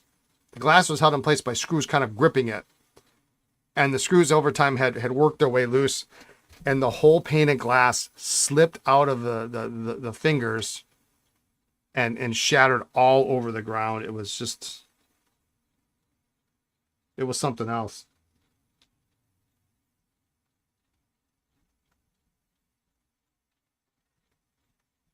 I had a new piece of glass made to fit it, but he was pretty shook up the whole day.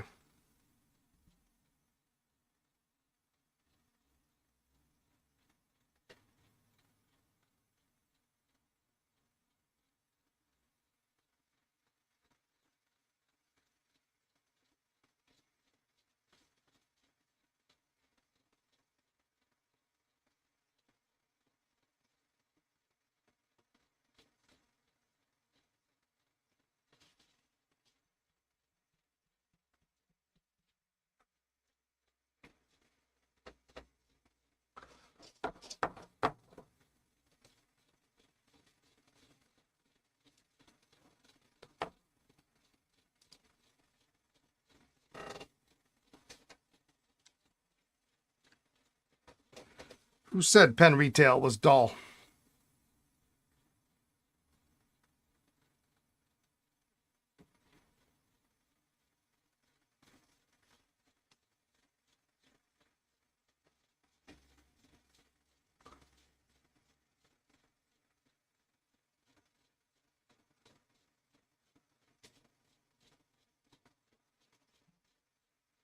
All right. Well, at least the back of the.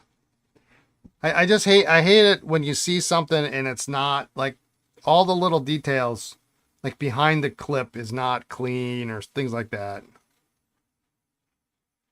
That's too exciting for you. You better stay away from those big cases and towers.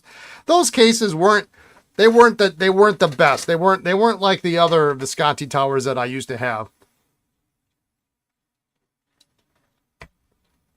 In fact, I think we actually had, because there's 3 pieces made the set, the 4-foot and then the 2 towers. I think we actually had, and they, of course, you know, they changed the design. I think we actually had 3 different pieces. I don't think, we might have had 2 that went together. I don't recall. I know one of them was wrong because it was a little bit higher. But then when you had the 3, then you have a Visconti, you know, the clip, the arch that goes between the towers, and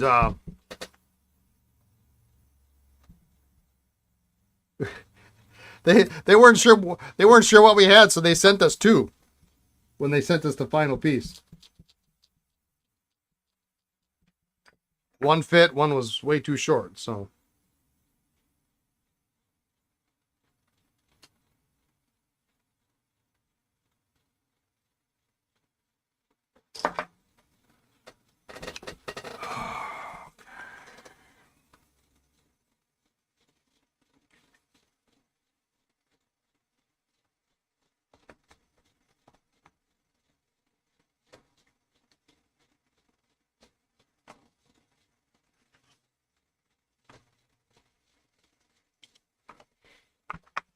Oop, Lisa just texted me.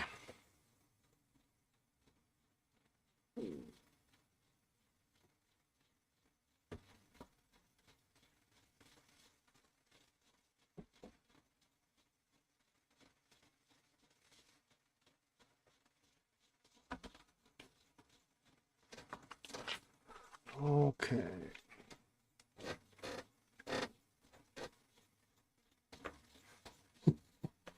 I'll tell her you said hi.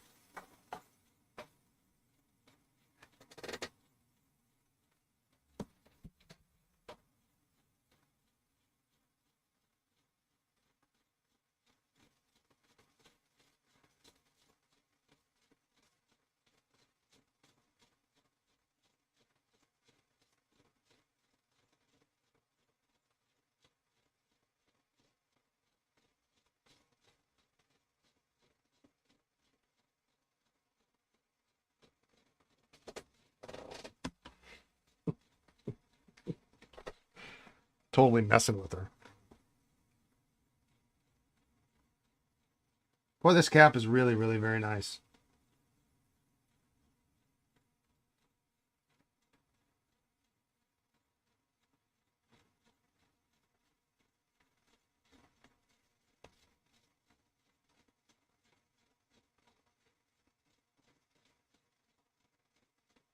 It's actually so weird how. Okay, there's where the clip was, and there's a little mark on it, so we're gonna have to put it back on that side. It's a little weird how super shiny it actually is.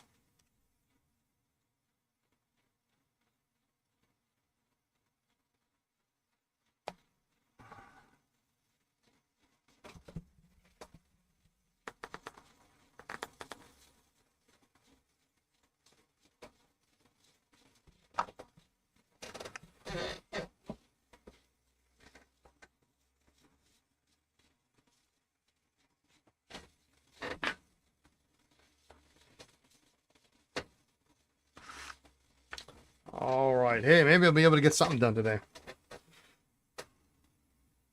I'm sure this will go back together. This is actually, surprisingly, a lot more stable than it looks. And it looks bad.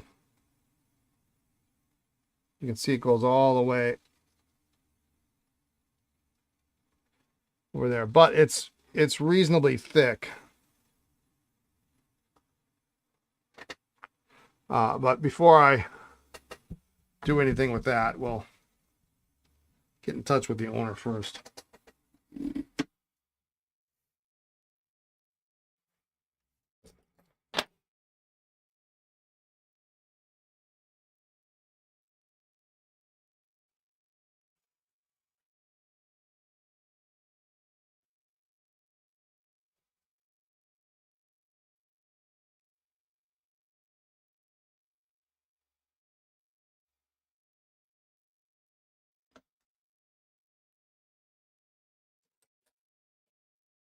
Okay.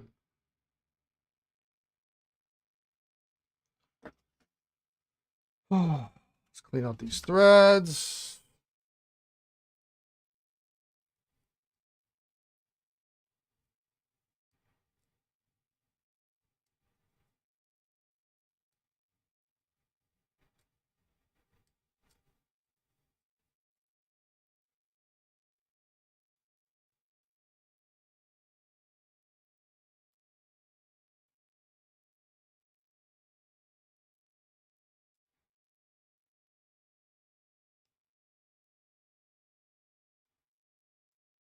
Yeah, I thought by a Roshizuku tester, I thought you were talking about a Roshizuku display. They made a display for their 100th anniversary limited edition inks.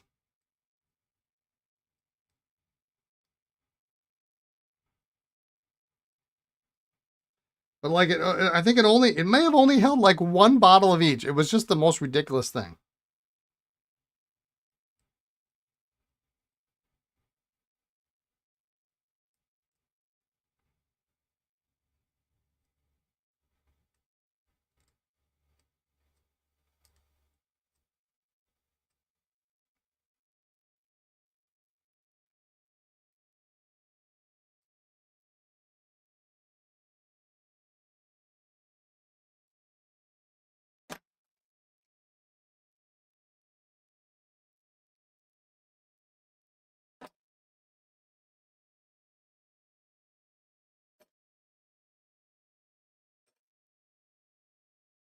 You were never able to get that display?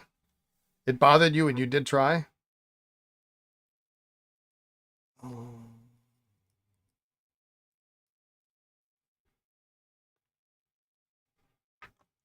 I'll have to check. I don't think I have. I used to have a couple of them.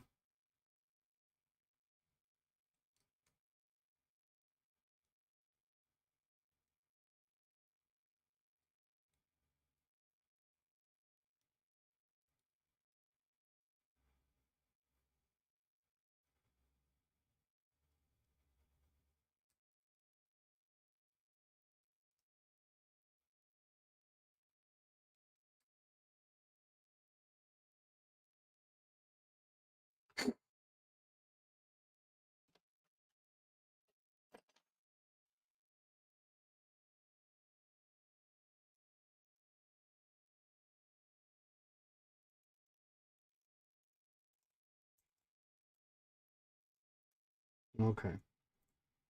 A little bit hard to get it started. Let's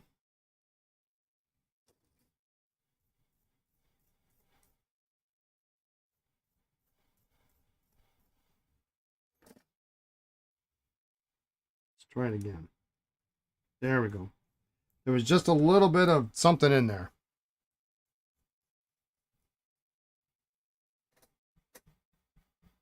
Oh, hang on. Hang on just a minute. Don't go anywhere.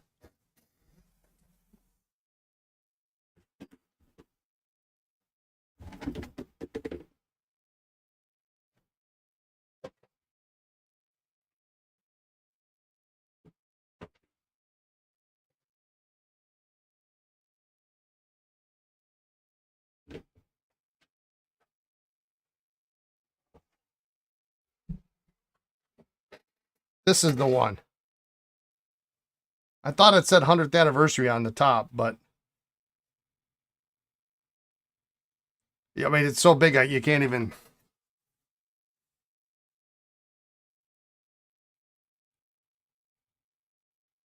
But it doesn't hold. I mean, you can fit. Can you fit 2 bottles deep in this thing?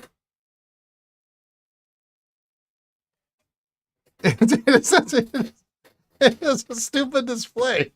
I love stupid displays.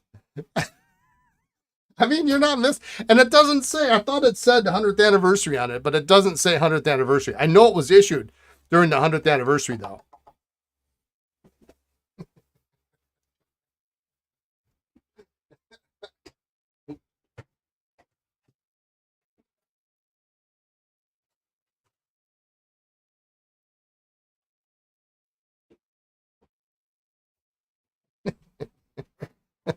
I mean, um,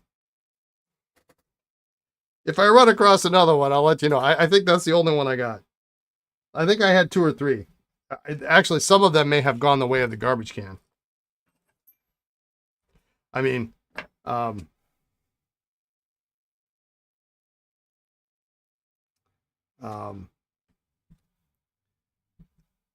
anybody who had, I didn't tell anybody, but if you'd have gone dumpster diving behind my old store, you would need an addition on your house to fit that thing. If you'd have been dumpster diving in December and January of the 24 and 25, there was all sorts of stuff.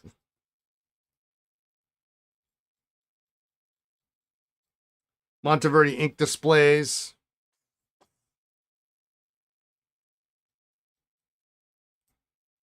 I mean, we had shelves and shelves and shelves. I mean, we probably had, like any good retail store does, shelves and shelves and shelves of specialty displays, because you never know when you're going to use them or when you need them for something else, or that a pen gets discontinued but then comes back, or you decide that you're not going to carry it and then you decide later you are going to carry it, so now you've got the display for it.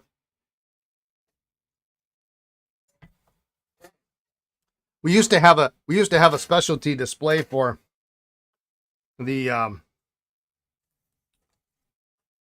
Pilot Justice. There was a special display for the Justice. I don't remember what happened to that. I don't think that made the cut. I mean, it really wasn't much, It sat 2 pens side by side, and then it had a little, gave you a briefing of what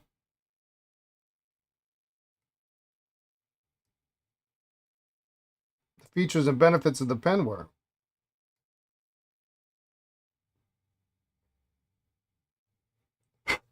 But it had a notch in it so that you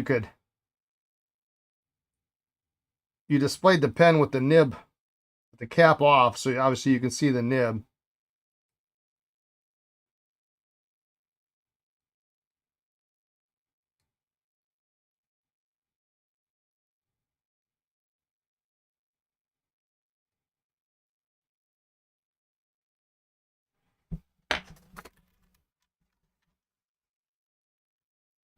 Addition onto your house. I don't know, man. If you come up here after the Chicago Pen Show, you might catch me in a weak moment. You can look through my displays. I don't know. I'm pretty protective of most of my displays because I never know when I'm going to need them. But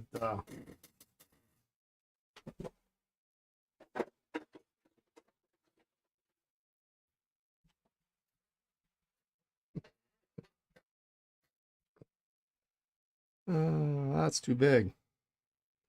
That too big? That's smaller than the other one.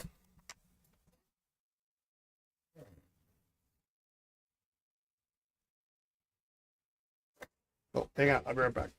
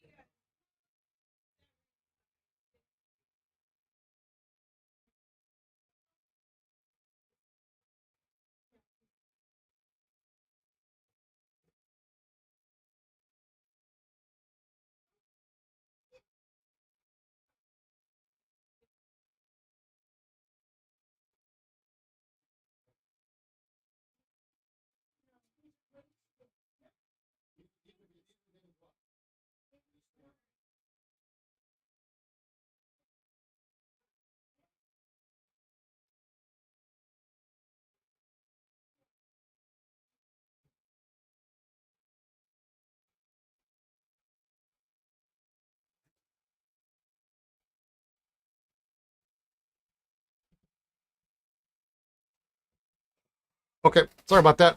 I was expecting someone to come take. We had a donation of boxes a while back, and I took all that they offered me, and like we had like some. I mean, we had some obnoxious sizes like 16 by 12 by 8. Like, what kind of order is going to happen that someone's going to order enough stuff that I have to ship it in a 16 by 12 by 8 box? Um, I'm pretty sure in the 150,000 orders that I've shipped in my lifetime, we've never needed to ship one in a 16 by 12 by 8. So these boxes were just they were donated to me, and then I can pass them on. Let's try. Let's see how that's.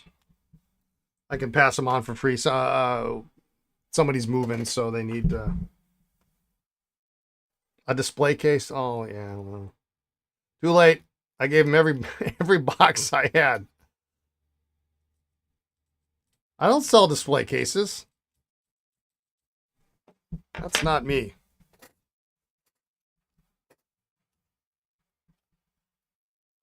I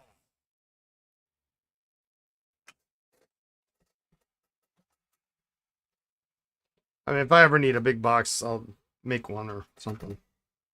Let's see if this is going to work.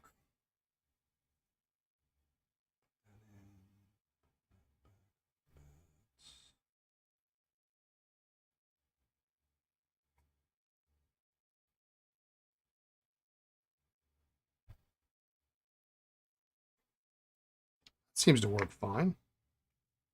This is just plain too big. Look, I mean, look how massive that is. I mean, when it leaves an indentation in the sack, you know, it's. How long should a 2-ounce container of Rapido Ease last someone? Yeah, it can last you a lifetime if you never open it up.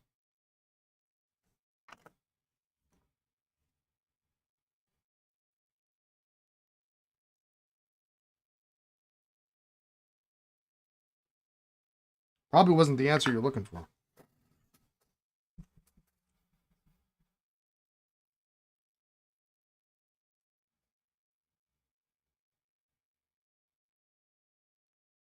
Depends how much you use it, how much you clean, what you're cleaning. I would like to get some, but it would require I go through a vendor that no longer has any product other than that. Too late for you. I have my Rapido Ease vendor. It's the only product they carry that I would buy.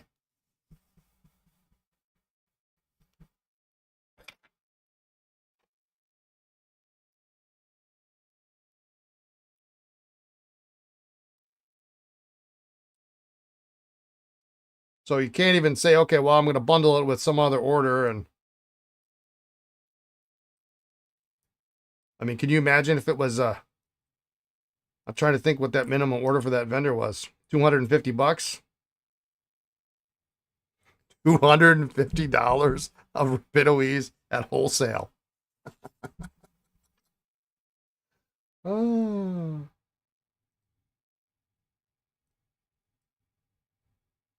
I mean, you'd have enough. That's enough for 5 years. But they do have art supplies, and after they lost the other line, they claimed they were stronger than ever. I know. I mean, maybe. I mean, Pelican is a pain in the butt sometimes.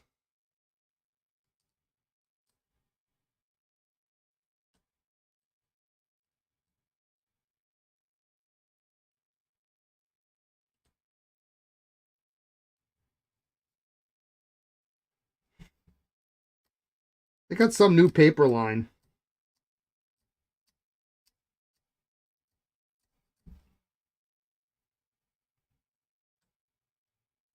That seems marginally interesting.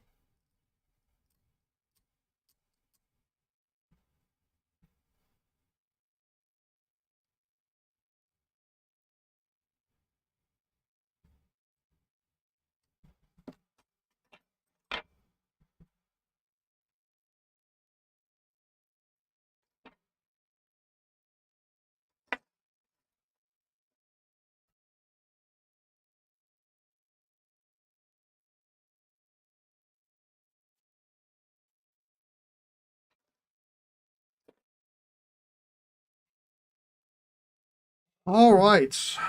Well, maybe we'll get this guy done.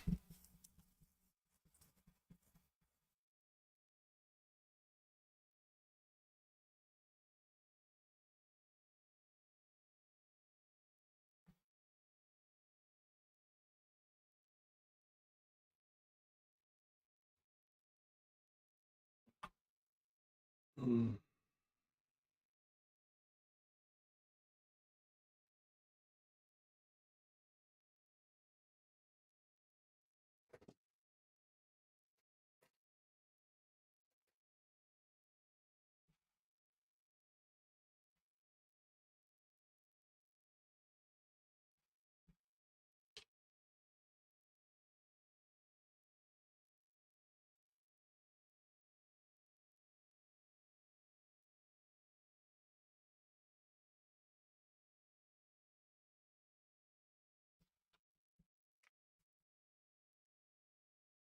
All right.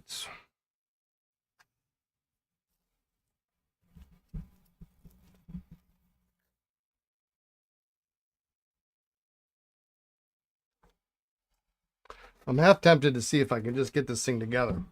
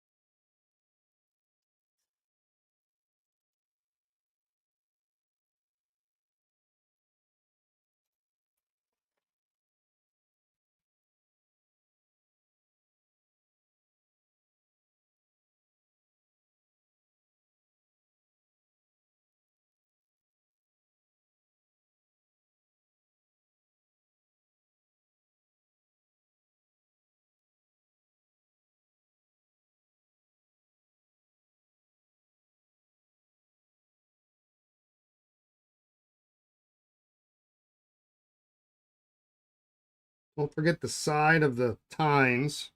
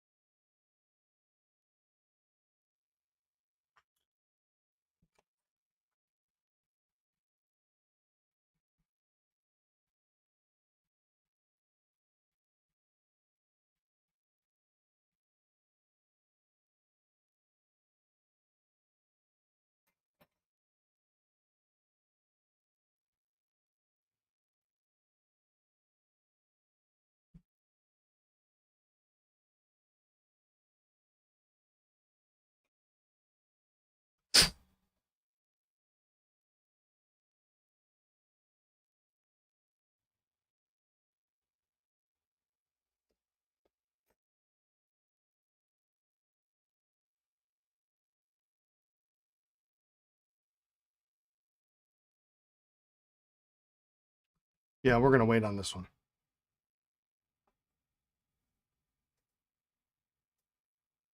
Yeah, I'm definitely going to heat the section. Yeah, absolutely.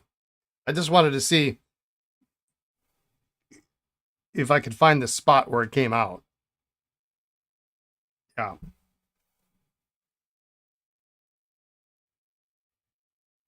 The hard part's going to be getting it to go in past the crack because there's so much crack.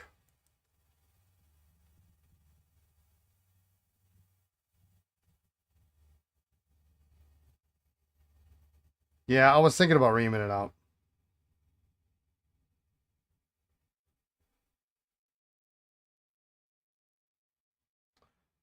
But I need to advise the client that there is a high percentage chance of something going wrong here. Um,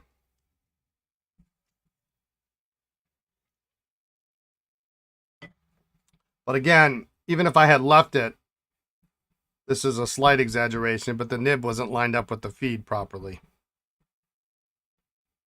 Um,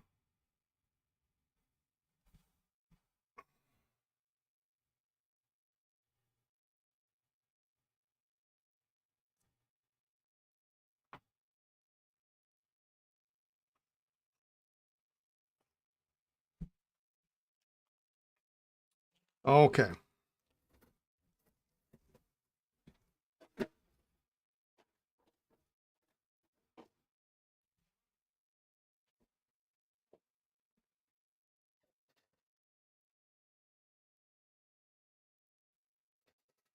Yeah, it's got to be $150 nib. Yeah, absolutely.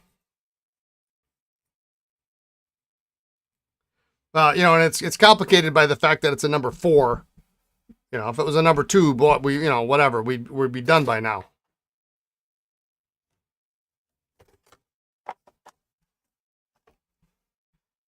We would be done.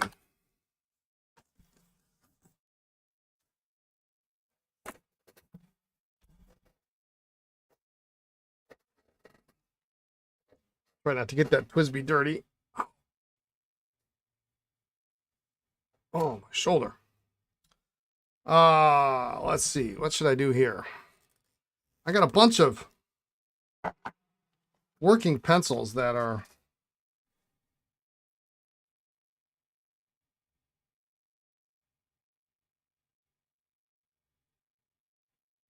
really too good to be sitting around here.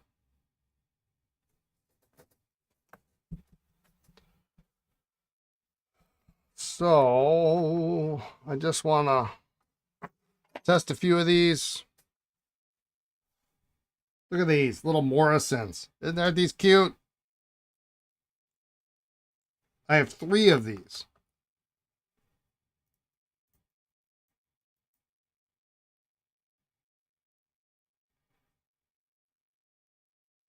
That one's got lead in it. What was that?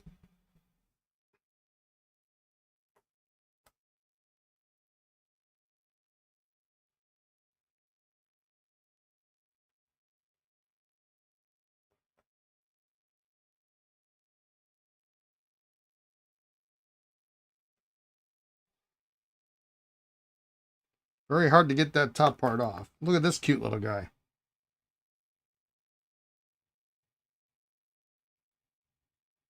Actually, what makes this interesting, buy 2 get 1 free. I can't believe that some of these are going to be any more than a $20 pencil. Maybe 25.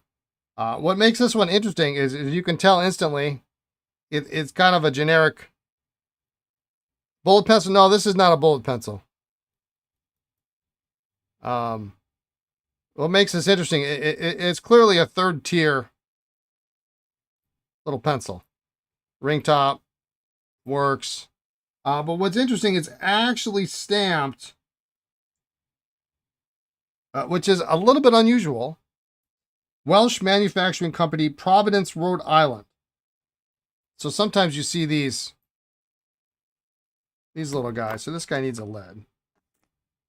You see these guys, but they're not marked. That is pretty cool. Am I putting this in your pile for the Chicago show?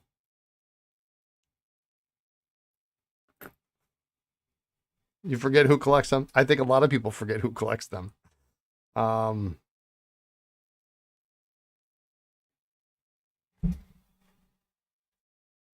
This one needs a lead. It's cute, though. That's a cute little guy. Decent plastic. There is a serious Welsh collector? Okay.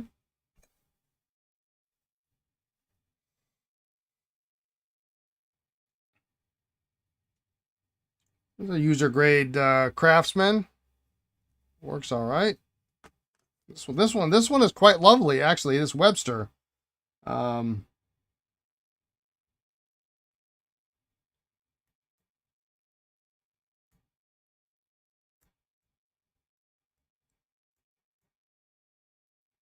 That's a nice pen. We're supposed to collect them and not just use them? Jim Mamalides collects them? I mean, you know. Okay. That's not who I would have thought, but.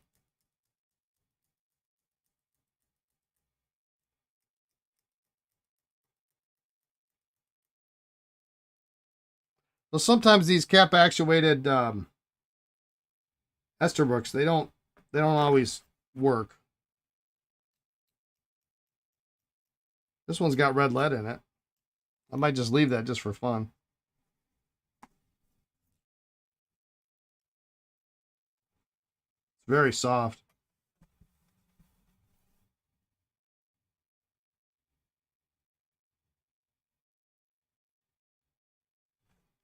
Well, so these are probably 1.1.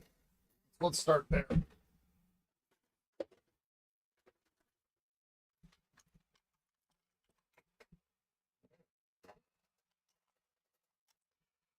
I just need to get this stuff out of here. It doesn't need to be here. If somebody else can enjoy this, then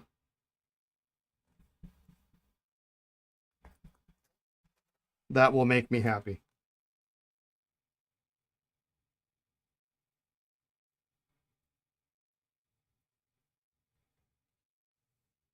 And it will buy me lunch.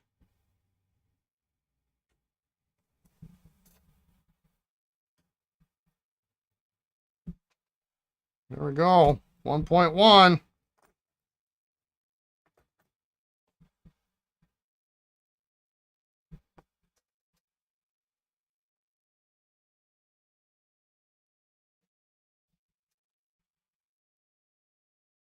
As long as I have a tray full of old Parker lead,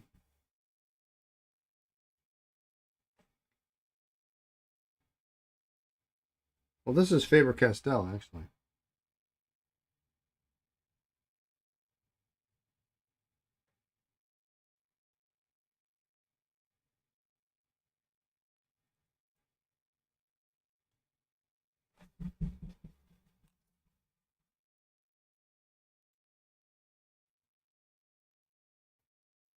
How does this not hold a full stick of lead when that other one does?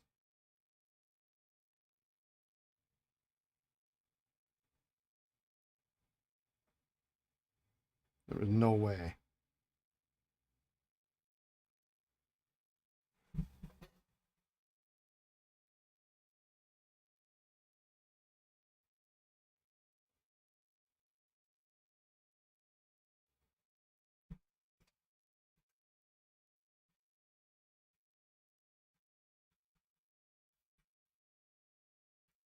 It doesn't, boy, it's not very big, is it? I suppose the mechanism is only from here on up, but why would this be any different?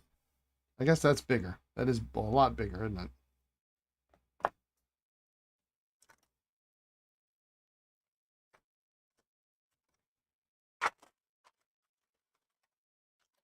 I could put some purple lead in there just to mess with people.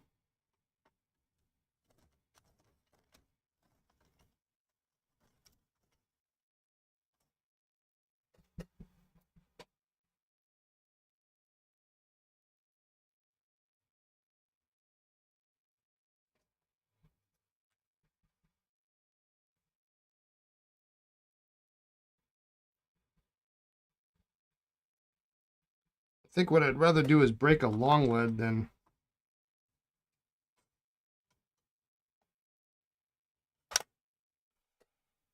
break a short lead.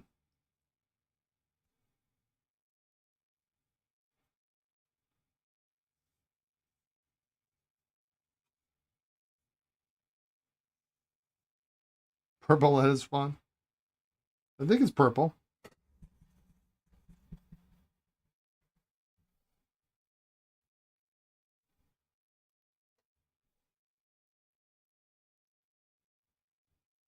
I just can't believe it only goes that far, but it's tiny. It's a tiny, tiny pencil. Yeah, see, this way I can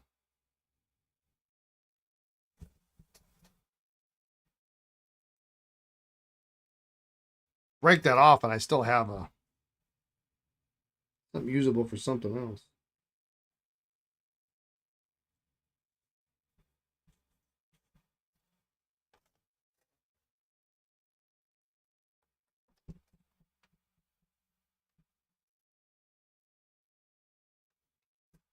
All right.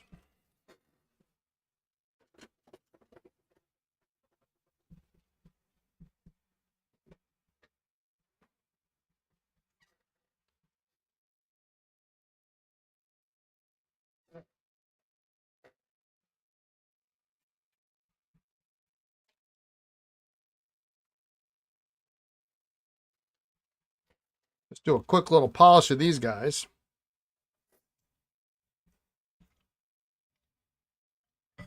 I guess I missed them for National Pencil Day. You're tempted by the Welsh pencil, but not too tempted? I'd rather be you tempted by something else that you haven't committed to yet.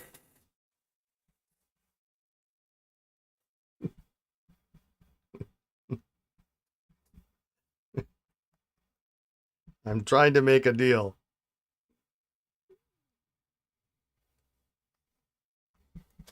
That was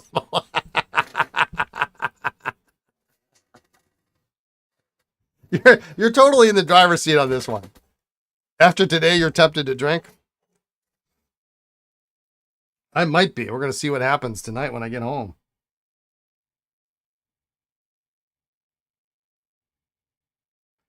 I'm hoping I pull in the driveway or in the parking lot and my parking space is open and there's nobody there waiting for me.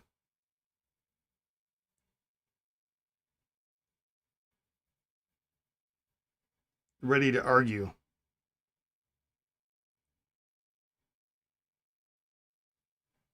If there is, I'm recording the whole thing. If someone's waiting, go around the block and call the police. Yeah, I mean,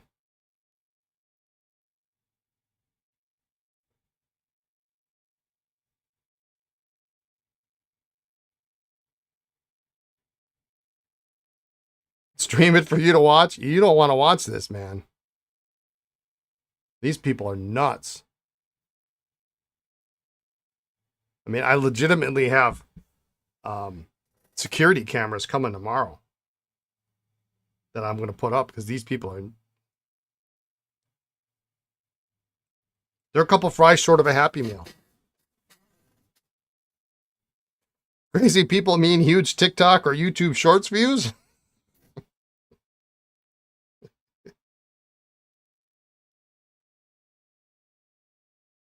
Well, apparently Wisconsin is, what did Lisa call it? Singular consent or something like that, where you don't need two people's consent to record.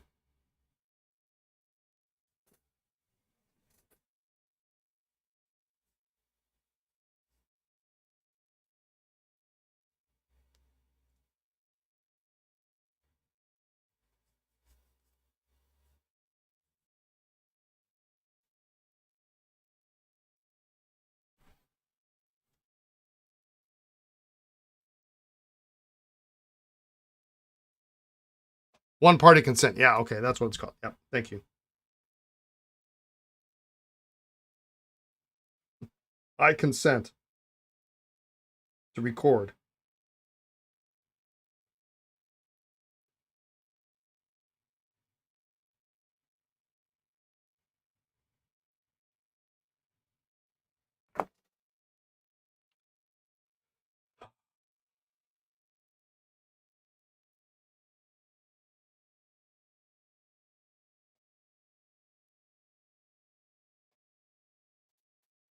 You need a second consent? You'll consent for me?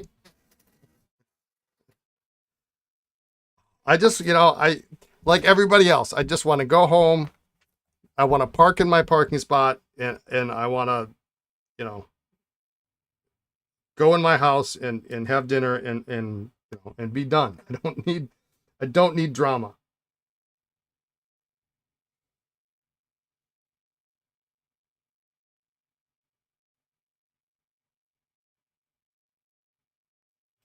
Now, if they want drama, drama they shall have, but um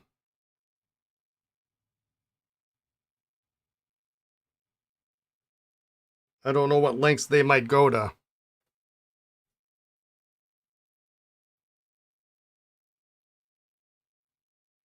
That's for meetings, though it isn't. If it's in public, then public space should be fair game, or is that a meeting? In public, there's no expectation of privacy. Yeah.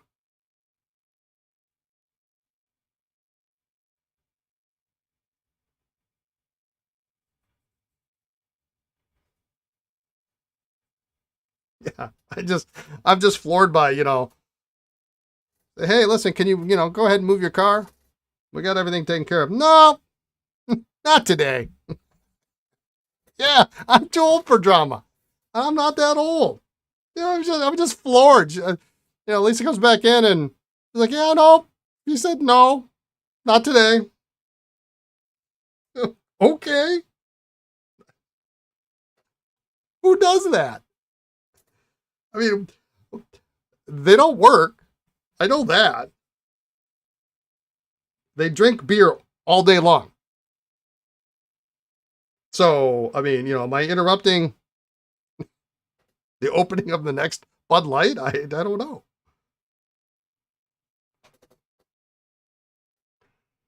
You're no lawyer, though you did stay at a Holiday Inn Express last night. Yeah, nice.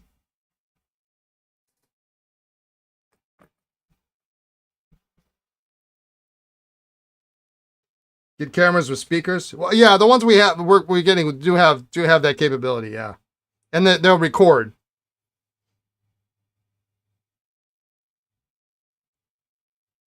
Although, I'm kind of thinking, how much fun would it be to see them get multiple tickets? Because I'm just gonna,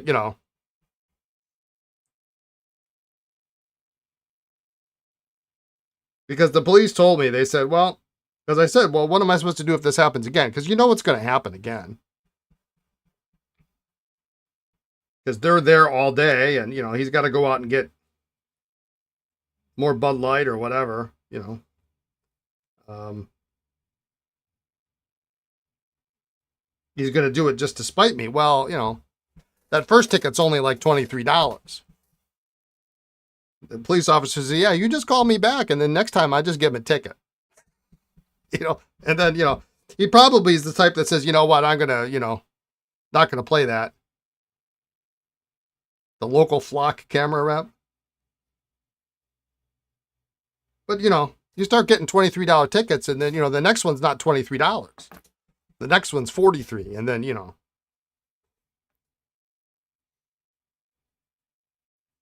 that seriously cuts into your beer budget.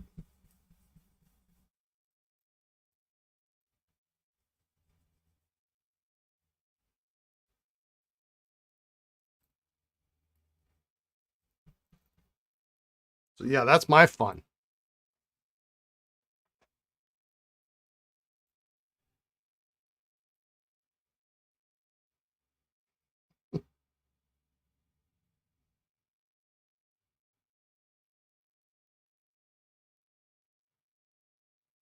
Everybody else, cool. These guys, nah. Can't drink and drive with a towed vehicle. Yeah.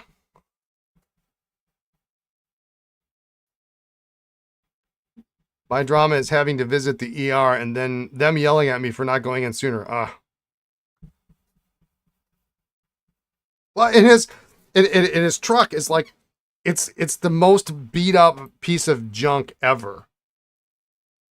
He sat for about a month last summer with the flat tire, like completely flat.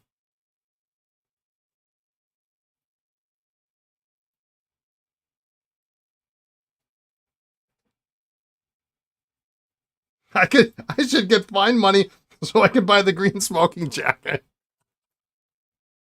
Oh, there we go. Green smoking jacket.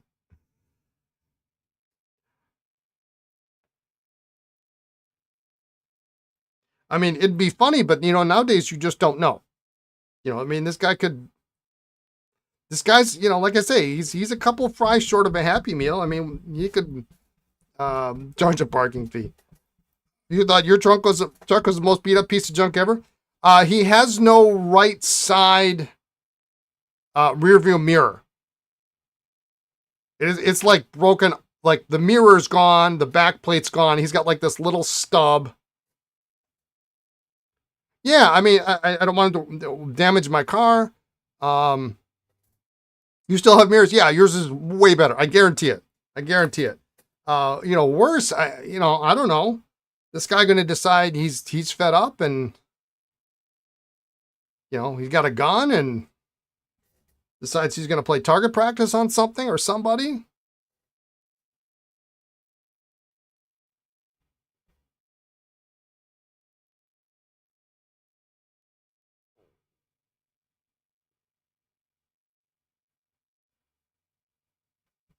I don't need that nonsense. No, sorry, Bob. He should get fed up and move. Apparently, they've been there like 15 years. And here's the funny thing. So there's 3 people that live there. Does Wisconsin have annual inspection requirements? No, they do not. They do not. It's him and his ex-wife who has lived there for apparently 15 years. He's only been there about 10. So apparently they got back together or he moved in or I don't know.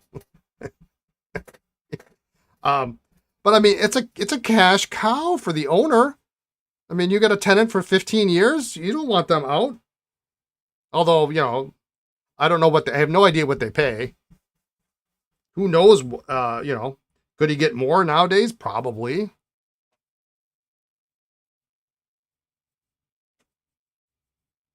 This guy doesn't leave his house. I mean, he hasn't left his house in a week. He's not going to get fed up and move. I wish. Is he on house arrest? No. He's just a cranky, stubborn, crusty old man. And by old, I mean my shirt. I don't know. I have no idea. I don't know what his last name is. Maybe. If I looked him up in the court records, yeah, I don't know what his last name is. I guess there's ways to do that. Maybe.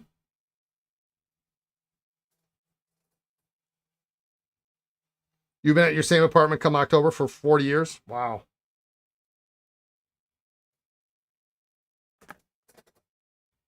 I just had to laugh because we're trying to get a hold of the guy that owns the other 3 units, and we're having a double the time doing it. And I mean, cops are cops, right? So, cop comes in and he tells me, he says, "Well, he says, yeah, well, we got a hold of the landlord." I'm like, how the hell did you do that? I suppose when you call the place a business and you say, "Well, this is the police. We need to speak with the owner." You're a crazy old lady hiding in your house all day too. I mean, there's nothing wrong with that. Really, there isn't. I mean, if I could do this from my house, I would. And I have, There's nothing wrong with that. You're on the 8th landlord. Nice.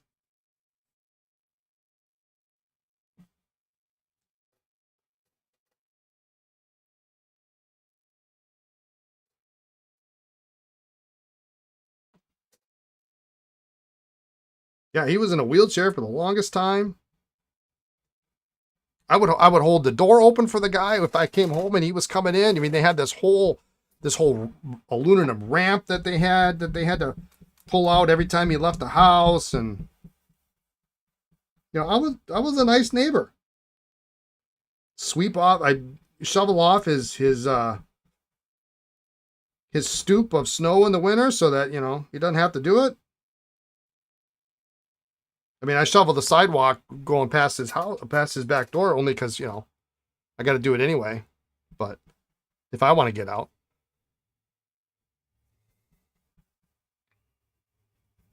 but I don't know. I think the friendliness is he can get in his own house.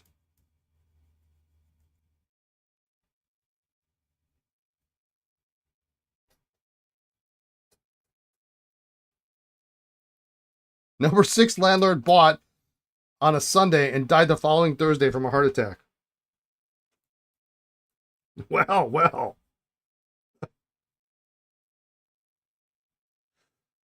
Mm.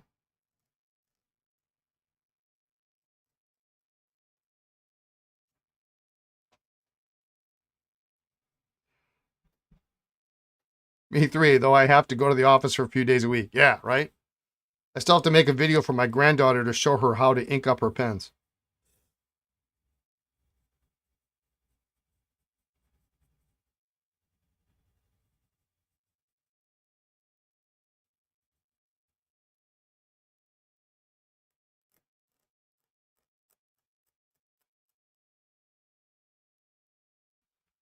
So we got some fun times coming in a couple hours here. Let's see. I got some schmutz on here. Let's get that off.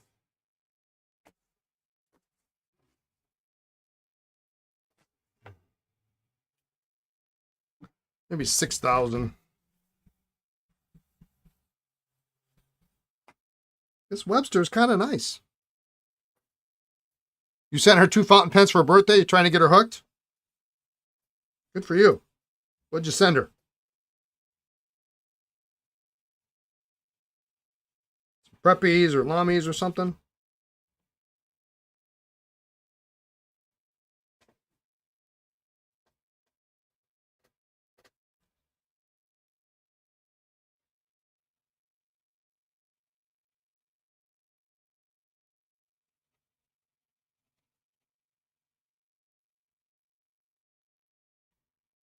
Preppy and a fidget pen. Hmm.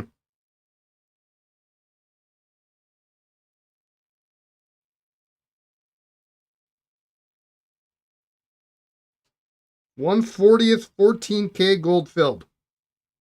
Okay, so not the most amount of gold on a pen ever, but props to them for at least going that far.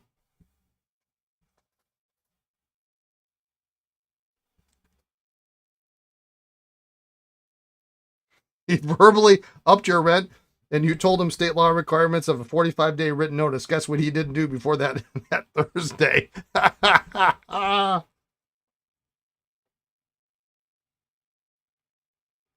had sparkly stuff in the barrel, and it moves when you move the pen. Oh, okay, cool. It's just kind of the thing. Look at that. Isn't it nice? This is really a nice little pencil. Well, it's not little.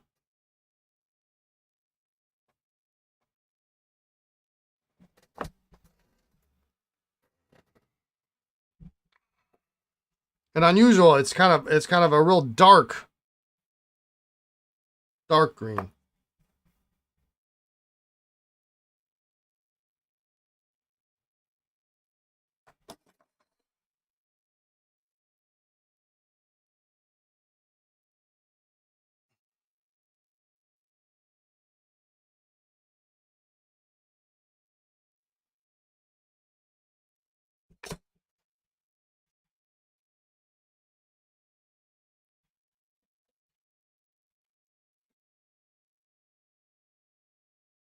It's one way to get out of contractual obligations cease to exist. Your apologies for the dark humor. No.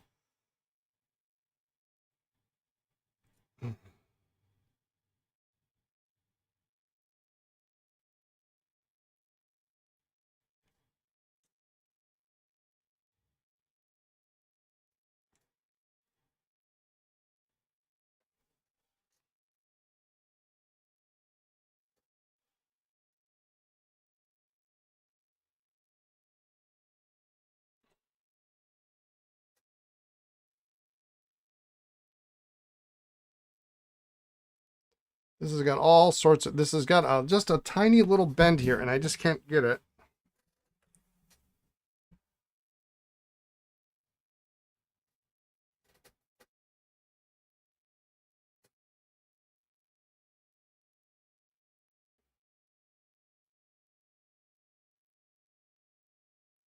He had made a cousin of his that lived in California his executive, but she had not been told. Took a year to find his will. So who did you pay rent to?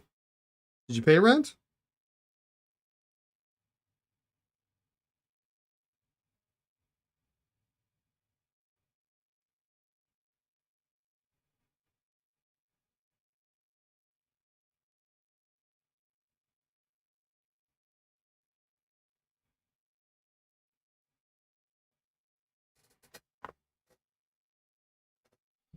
You have goals.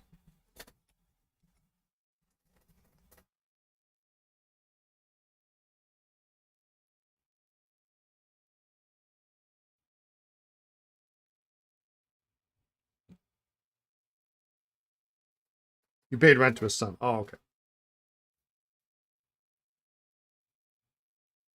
How great would that have been? You got like a free year of rent. Didn't have to pay.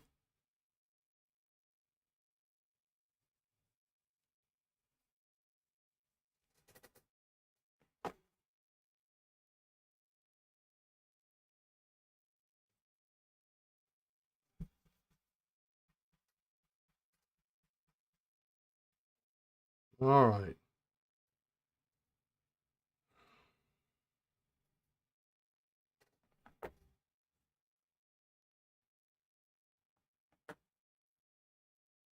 Yeah, these are cute.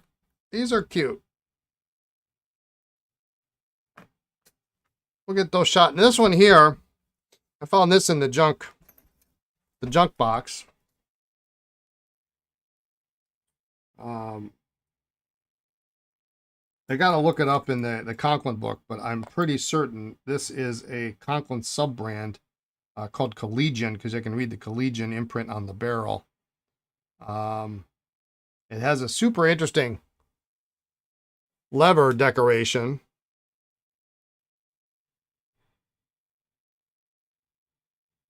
Let me see here.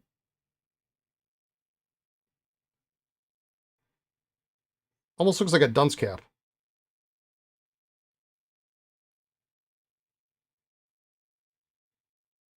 I don't know what that's supposed to be. We've got that issue going on here.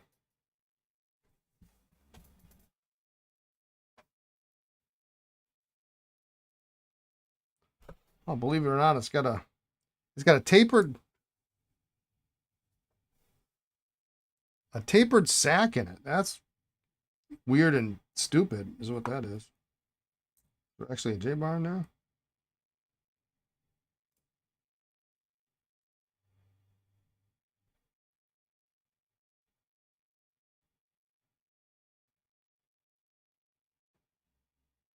Yeah, there's a good J bar in there.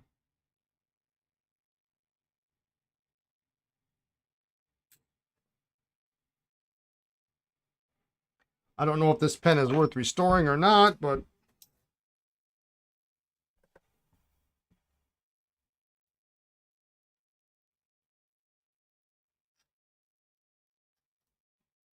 it does have a warranted nib.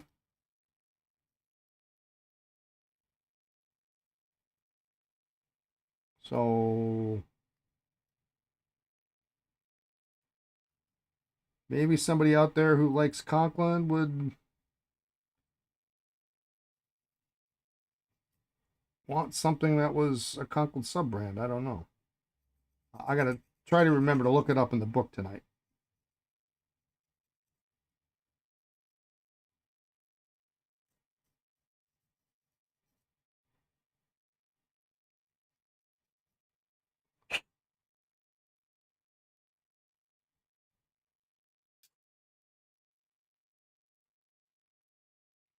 Actually, it's very firm considering we've got this lever spread here.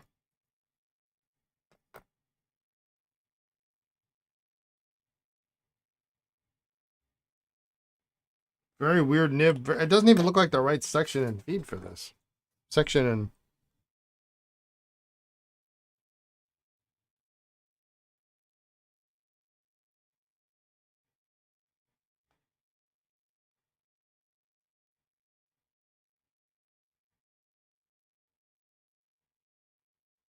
Well, we'll see. We'll look it up first before we start spending any time on it.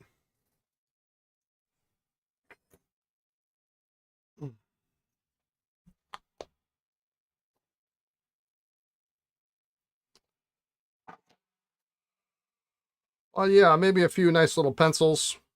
I mean, these are really nice. These copper dollar pencils.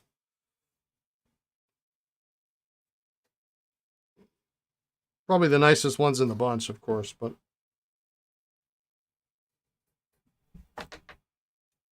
all right, well, tomorrow, let's see. Tomorrow's Tuesday. Tomorrow we can test this guy and cross our fingers that this one goes back together correctly. And this can go away. This one here should be no problem. And then we'll see what we want to do here. We might have to bore this out, heat that up. But unfortunately, that crack is worse than I thought. The night boat is live streaming at the parking lot. I mean, you know, yeah, these pencils have a little charm to them. And these I actually found, these three, I couldn't believe I found 3 Morrisons of the same type in my parts bins while I was trying to sort out the junk. And actually I think I found all of these except for the Schaefer well, these were in parts bins too. So I think the Schaefer was the only one that wasn't actually in a parts bin. But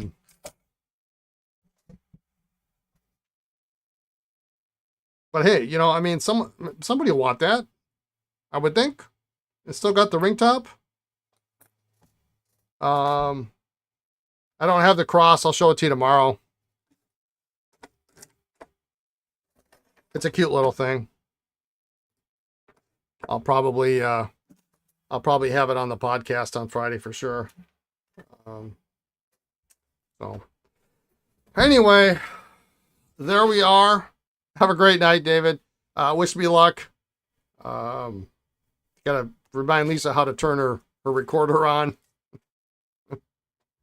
And that's that. So thanks everyone for tuning in. Have a great evening. Great afternoon.